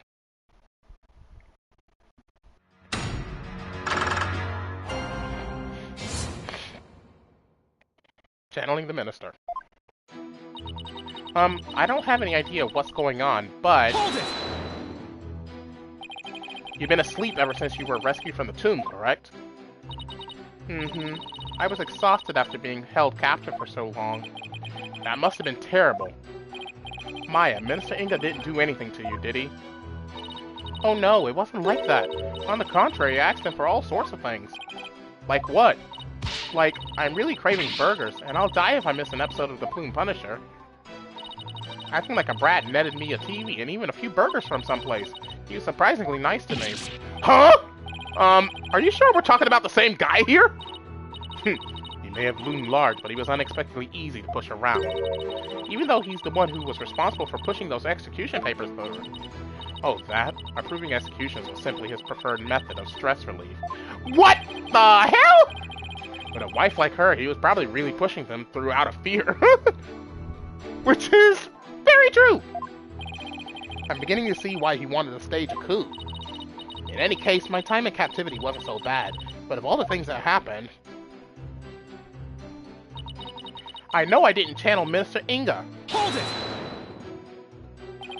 Are you sure about that? Maybe you just don't remember channeling him. Don't remember? I may be 28, but I'm not senile, you'll know. 28? Damn. That means... 16 years has passed? Because Maya was 16 in the original games. Games. Like, I never paid attention to that bit of dialogue, but it's like 16 years have passed. No, wait, no. No, I'm wrong. 12 years have passed. Sorry, I'm getting my math wrong. 12 years have passed? Damn! Something's not right here. Miss Faye, you were confined to Amara's tomb the whole time, is that correct? Yes, but I wasn't conscious the whole time. Okay, then let me ask you something. Did you ever see Nana in the tomb, dressed as Dirk? Huh? Is this some kind of joke? I think I'd remember if I saw something as crazy as that. Plus, I doubt anyone would carry out a crime like that right in front of a potential witness. I hate when he's right. I didn't even have the chance to do something like that. Hold it! You didn't have a chance to channel him?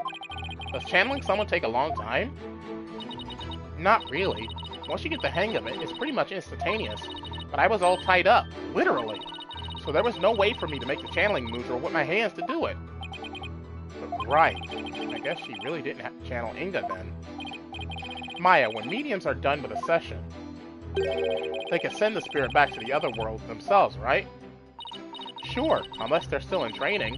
Amateurs can get possessed by spirits sometimes, but full-fledged mediums can stay in total control of a session, and they can send the deceased spirit away anytime they want. So I take it you could do that too, Miss Faye? Of course! It's a cinch for the new and improved Mystic Maya Faye, a spirit medium. That's strange. You seem like the same old childish Maya to me. I'll show you, childish Nick! Roasted!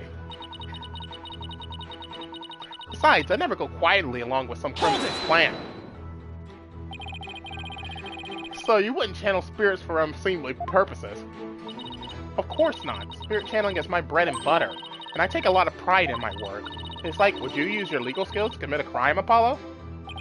Well, until finger-pointing and objective become deadly, I don't see how they can be used.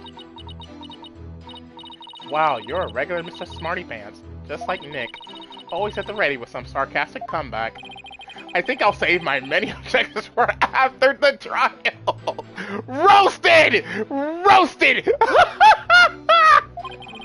Yes, please.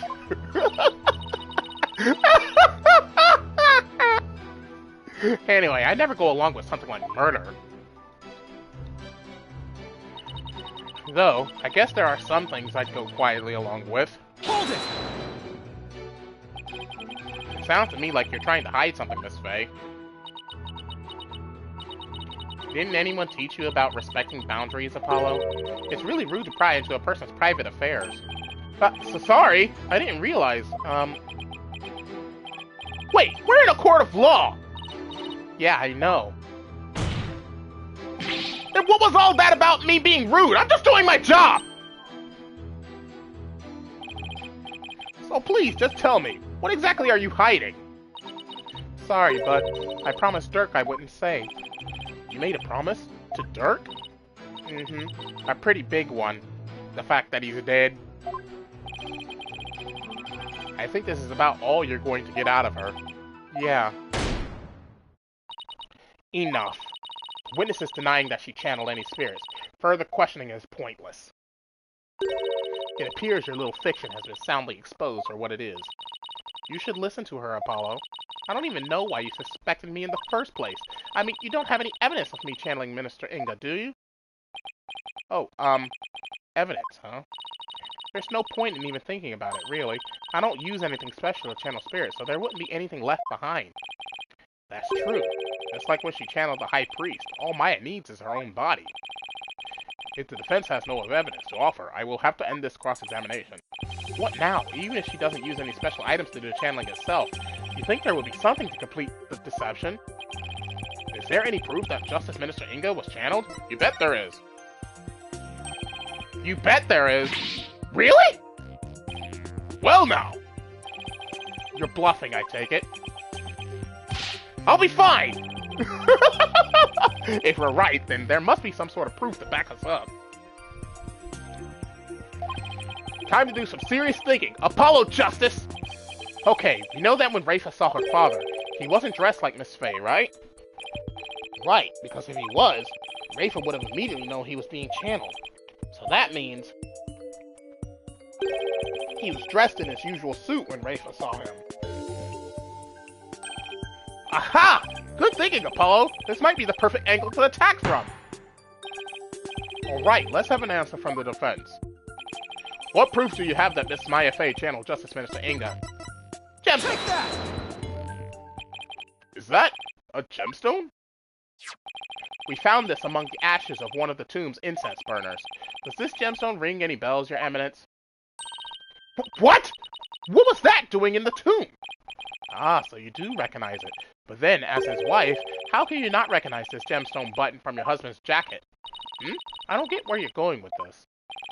Channeling Minister Inga alone wouldn't be enough to fool someone like Princess Rafa, especially if he were wearing your clothes, so you would have had to change into the minister's clothes before channeling him. Ah! Miss Faye, you used the minister's clothes as a cover while going from his room to the tomb, where you burned them once you no longer needed them. What? Uh-oh. She seems genuinely surprised by that, Apollo. Miss Faye? Yes? Do you know my husband's name? It was, Inga Karkukurai, right? That is correct, in part, but there's more, much more. Inga Karku Hako Disana Dianan. What the hell? That is a name! That is his true name. Could it be any longer? Due to its length, only a portion of it was ever made public.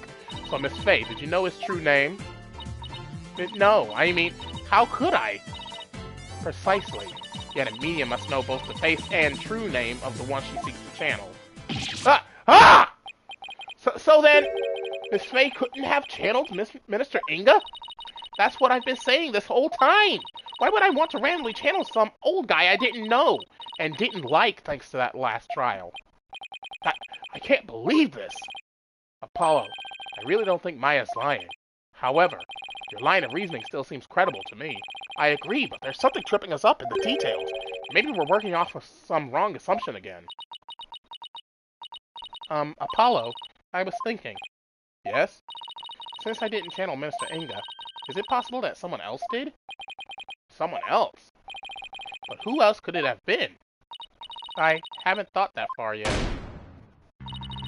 Such chatter is without merit. Let us move on, shall we? Urgh. I don't care what Garan says. We're going to figure this out. If it wasn't Miss Faye, and the Queen has an alibi, then... Apollo, forget about who is capable of channeling spirits for a second. I should consider the circumstances around the channeling, right? Right. We know Rafa saw her father come running out of his private quarters. If he was being channeled at the time, who could it have been? It had to have been someone who was in Inga's private quarters. Well, I'm waiting, Defense, and you know how much I despise waiting.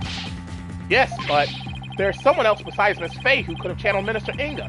There's just one more person, and they were Inga's private quarters. That person is our only hope now. So the defense believes there was another. Let's have your very serious answer then. With pleasure! Horned devil! Who could have channeled Minister Inga? Nana! Nana? Your Eminence said it yourself. That's right. Nana never did go into the tomb that day. Instead, she entered my husband's private quarters. How do you know? It's quite simple.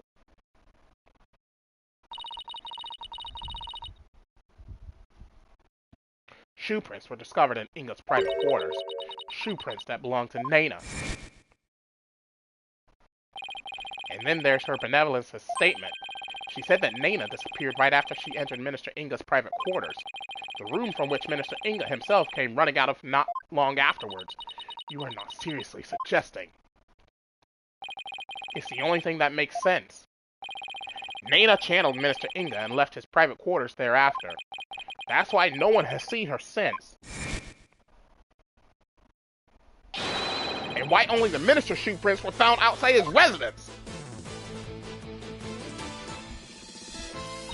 Ha! No way! That's got to be it. Nana must have somehow channeled the minister.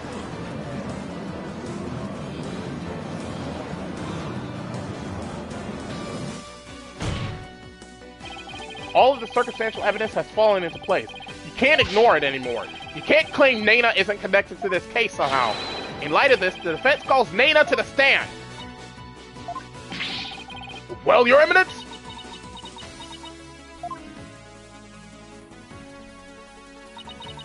Very well, then. Let us call Nana to testify. Yes! Now we can finally crack this case wide open! Let us adjourn while the witness is summoned. There is no need. Nana is in the waiting lobby. What? Nana's here? I thought she'd gone missing. You see, she was feeling unwell and simply wished to rest undisturbed. But a concern for Rafa brought her here today. She took time off without Rafa's knowledge or consent? I'm betting there's more to her disappearing act than meets the eye, Apollo. More, like the fact that she's Queen Amara?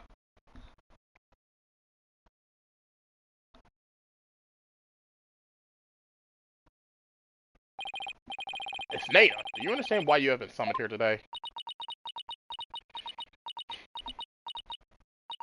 Yes, of course. Her Eminence has informed me that this man here suspects I have committed a crime. So this is Nana. That's quite the hairdo. Though I will say, I suppose I'm not as old as I had thought. If this horn-headed nincompoop would take me for a criminal. Nincompoop? Isn't that Rayfa's favorite insult? I guess Nana rubbed off on her, what with all the time they spend together. You there, young hornhead.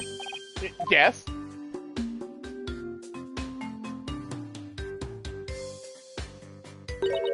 You're accusing me of slaying Minister Inga and channeling his spirit, yes? What an active imagination you have. Young folk are so wonderfully open-minded. Haha, thanks. Just take the compliment, Justice. Now then, will the witness please proceed with her testimony? This court wishes to know if you did or did not channel Minister Inga in his private quarters.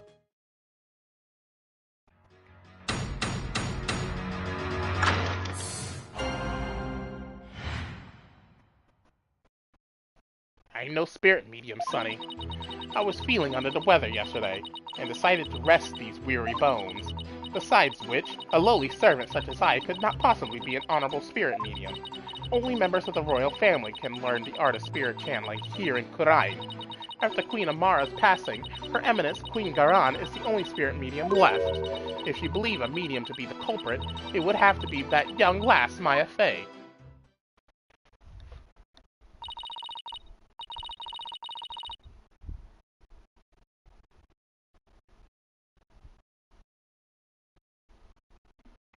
And there you have it. It seems we have summoned her for nothing. Only those of the royal bloodline have the power of spirit channeling. That a servant such as Nana could channel spirits is the most unamusing jest. On the surface, anyway. But our line of reasoning has led us to this end, that Nana channeled Inga's spirit. Alright, the defense may now question the witness.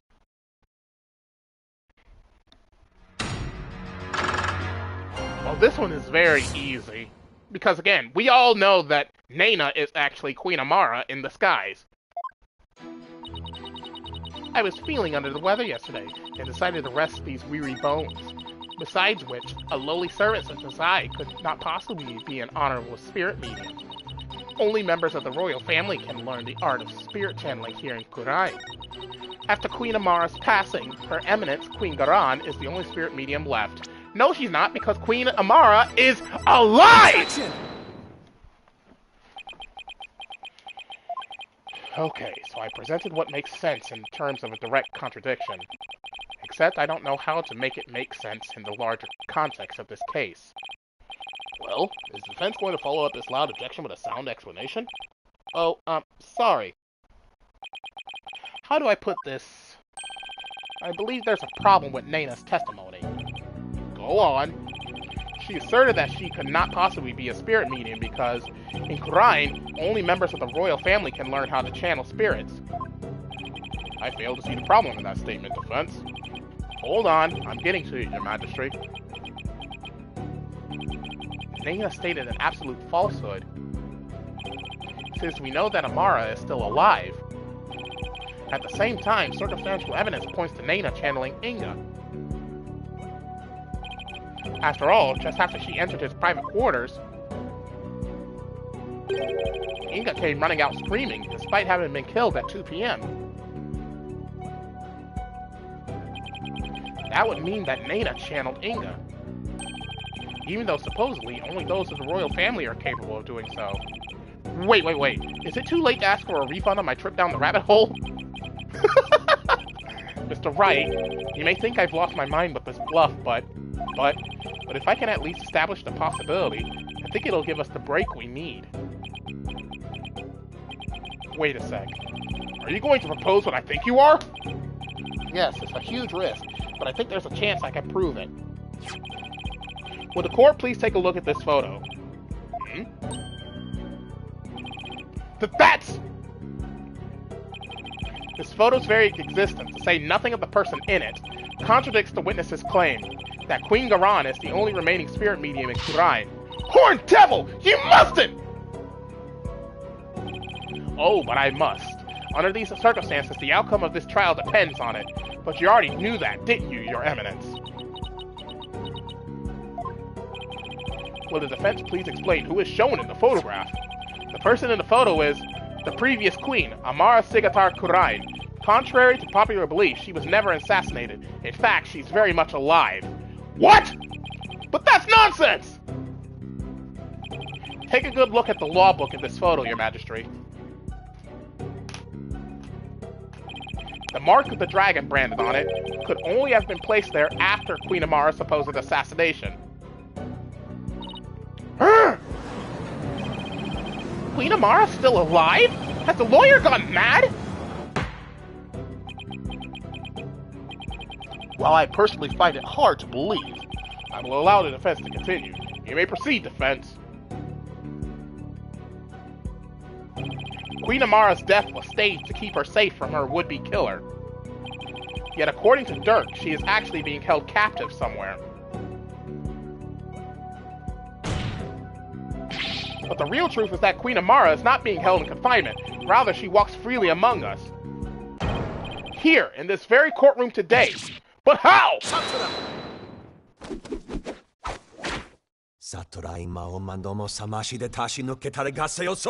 Oh, shut up, Nayuta! You're not even part of this case anymore! Shut up! Do not be deceived, Your Majesty. The red pepper is skilled in weaving plausible lies. It is the cunning lawyerly art known as bluffing. But knowing this, there is no need to fear his full tongue. That's where you're wrong, prosecutor, because you'll be quaking in your boots soon enough. Is that so? It's my turn, Nayuta, to wake you up to the truth right before your eyes. Queen Amara is still very much alive and has been disguising herself as... Nana! But that's... This is the simplest and cleanest explanation for everything we've covered so far. The person who killed Minister Inga. Someone with an intimate knowledge of the divination seance. The medium who channeled the minister in order to mask the real time of his death. Condense these traits into one person and you get a spirit medium of royal blood. And that person is none other than you, Nana! Your true identity is the former Queen Amara, and the killer we've been looking for all along! What? Have you finally lost your mind, Mr. Justice? What you say is beyond blasphemous, even in the depths of hell! Oh my, such frightening allegations! Indeed, and absolutely ludicrous to boot! Her Eminence Queen Amara yet lives? And is actually Miss Nana here? You have truly gone off the deep end! You don't have to take my word for it. In fact, a certain someone can help me prove it. Your Eminence! If Queen Amara truly is dead, you should be able to channel her spirit, right here, right now. Isn't that correct? Ha ha! I can deny it no longer. The lawyer speaks the truth. Nana, the woman who stands here before us, is Amara, the former queen believed to have perished 23 years ago. Pokunka!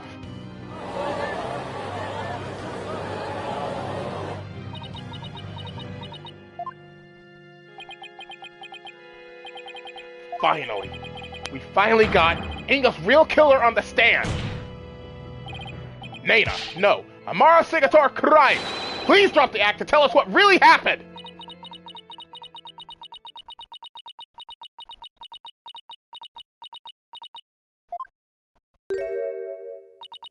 Oh, dearie me. I guess I shouldn't have underestimated the power of youth. Well done, young hornhead.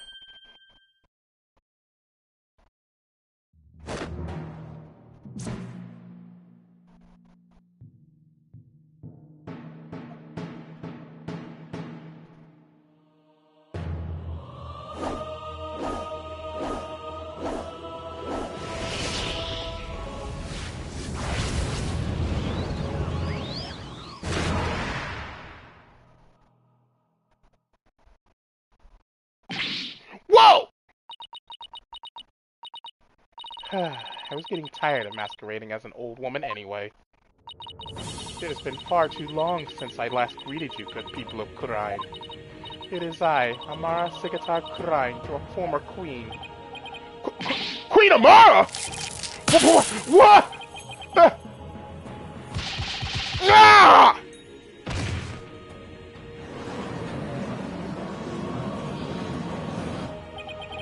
And I thought Karan's makeover was extreme. Can it really be true? You're alive and well? It is true. I feel as if I have been called back from the Twilight Realm. I fear I have caused all of you a great deal of distress. Amara, I'm sorry I wasn't able to keep your secret any longer. Hope you can forgive me. It is quite alright, Garan. I am safe now. For Dirk, that black art who threatened my life will be recaptured soon enough. I need not conceal my identity any longer.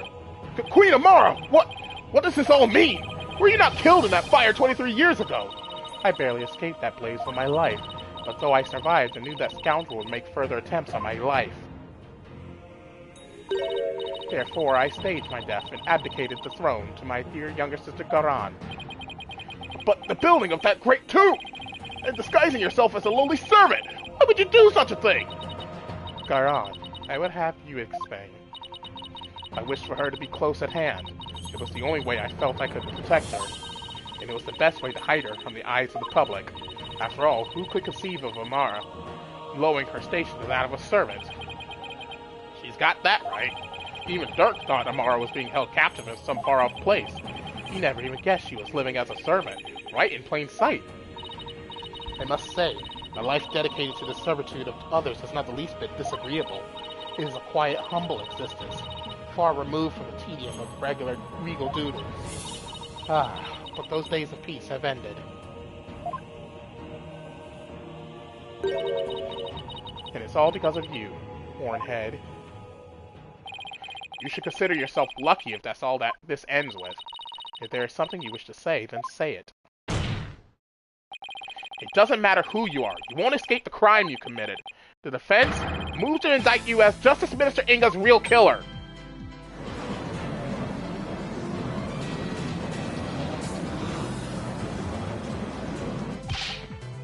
What's this? You would accuse Queen Amara of homicide? A Grand Priestess of Kurainism? You can't do that! She's virtually a goddess in the eyes of her people! If you commit the crime, you better be ready to do the time. Be you a priest, saint, queen, or god. I've never met such an egalitarian person. Queen Amara, in your years disguised as Nana, you would have learned about Minister Inga's disorder, so you knew you could dress in Dirk's clothes and forge a convincing seance vision. Isn't that right? Oh, what a curious character you are. You would label me a murderer. Me, the one who the people regarded as the reincarnation of the Holy Mother herself. You may be a grand figure in Kurainism, but as a foreigner, you're just another suspect to me. It will appear your words are not in jest. Am I to suffer the sullying of my good name with accusations of murder most foul? Please, Queen Amara, forgive us his impudence. The lawyer knows not what he speaks. Fear not, good magistrate, for this is the sacred hall of justice. Though I am a grand priestess, on this stand I am but a witness like any other. I shall face his accusations with grace and benevolence. Your compassion overfloweth your mercifulness. Oh, young lawyer, in my benevolence I must warn you that your assertion suffers from a tragic flaw. Huh? There's a flaw? Nayuta. Yes, your mercifulness. Who was present in the tomb when the murder was discovered? Dirk Sanmati, Maya Fey, and the victim, Minister Inga. I see. That is a fatal flaw indeed. It appears Queen Amara couldn't possibly have gone to the tomb as Minister Inga. What? Why not? Do not keep the defense waiting, Nayuta. Explain how wrong he truly is. Yes, your mercifulness. Her benevolence, Princess Raifa saw Minister Inga enter the tomb around 2:30 p.m. Yet you, the defense, claim the person she saw was the minister being channeled by Queen Amara. However, if her mercilessness had channeled him, moved to the tomb. Then, once she was done channeling, Queen Amara would have emerged and been left stuck in the tomb. Oh yeah, had she tried to exit before you all arrived. Princess Rafa, who had been looking down upon the courtyard, would have seen her.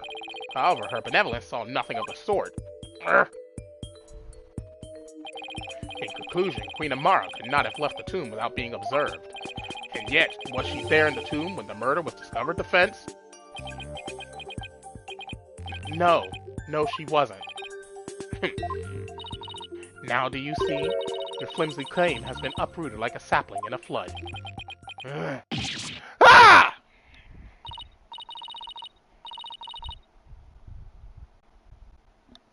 Well, that was entertaining, Prosecutor Satomati. Assume the prosecution of this case and clear your mother's good name. You wish for me to take over? Yes. Prosecute your father to save your mother.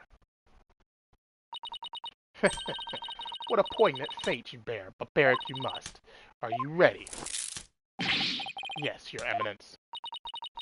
And there you have it, Your Majesty. I shall watch the rest of the proceedings from the sidelines. I relinquish complete control of this sacred hall to your authority once more. Why, thank you, Your Eminence. Now then, Your Mercifulness, your testimony, if you please.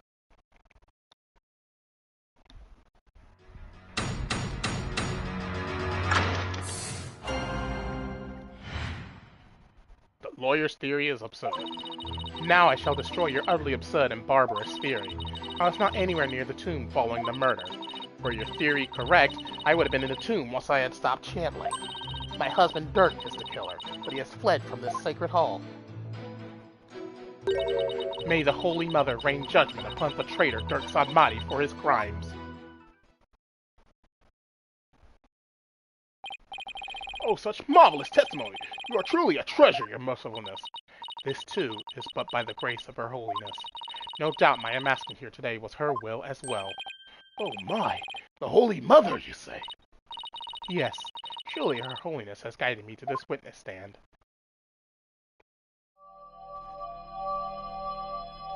Where'd the animals come from? And to the purity of truth. Hello? You are not no Disney princess. Get the animals out of here. Oh, how magnificent! Queen Amara, the Holy Mother's messenger here on earth! Praise be for Queen Amara! Blessings! Blessing upon her mercifulness! Where did those animals even come from? Now then, the defense may question the witness. But remember, she is a grand priestess, so disrespect will not be tolerated. That means no pointing out conflicts, inconsistencies, or any flaws in her testimony. What? But that's me doing my job.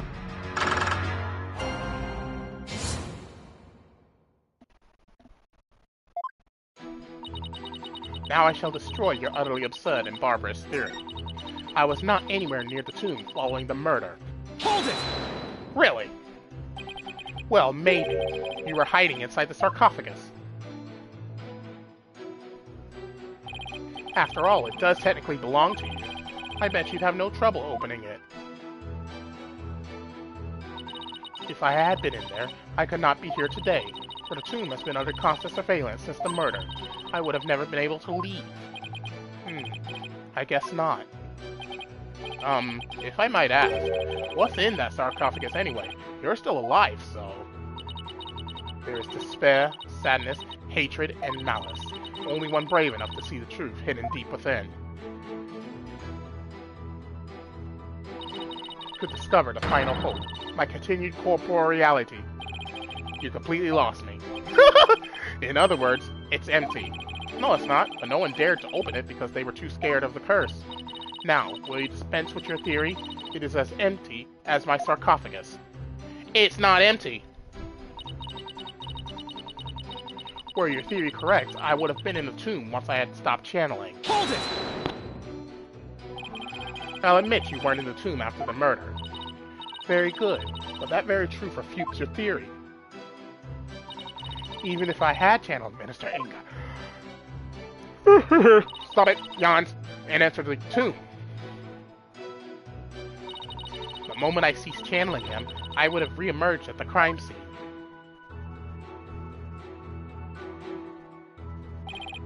Precisely. As you said yourself, Defense, Queen Amara was not there after the murder. The only living souls in the tomb at that time were Dirk-san Mari and Maya Fei. Be it in this life or the next, there is no escaping such simple truths. My husband, Dirk, is the killer, but he has fled from this sacred home. Hold it!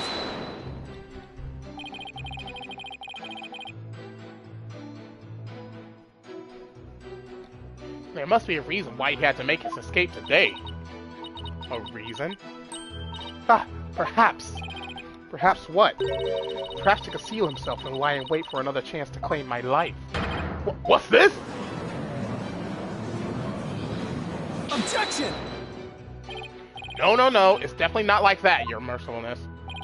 First of all, you don't really believe he's trying to kill you, do you? After all, you two ran off together after he rescued you all those years ago. That was only because he had the audacity to claim it wasn't me. You must believe me. It was my duty as a wife to her husband to bend an ear to him, was it not? Communication after disagreement is the secret to a long and happy marriage. Sure, I guess. What do you think, Mr. Wright? Don't ask me! That is why I listened to Dirk. However, he didn't have a shred of evidence to support his claim. It grieves me to admit it, but my husband truly did try to murder me. That's quite enough! It's abundantly clear that Queen Amara's testimony is flawless. Do you understand now, lawyer? This is bad. The judge isn't going to let me cross-examine her much longer. Amara should have been in the tomb after the minister's murder, but she wasn't. I don't get it. How did she just vanish from the scene of the crime like that? It shouldn't be possible for normal people to... For normal people. Maybe... Maybe what? Your Majesty, I think I can explain why Queen Amara wasn't there in the tomb after the murder. Very well, Defense. Do explain. I believe it was accomplished through a method only she is capable of, and by using this special method it would be possible for her to literally disappear. Well, don't keep us waiting. Let's hear it. How did Queen Amara disappear from the tomb? She channeled someone. All she had to do was channel someone. Then she could easily disappear from the scene of the crime. After all, she would literally be someone else. What? I believe that actually makes sense! What do you have to say to that, Queen Amara? You believe that I, a Grand Priestess, would use the sacred power of spirit channeling to commit murder?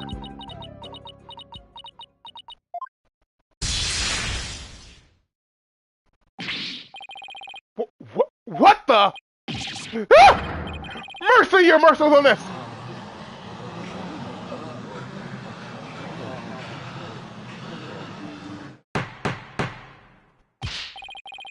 How dare you spew such vile blasphemy, Defense! You will retract your last statement or face immediate execution!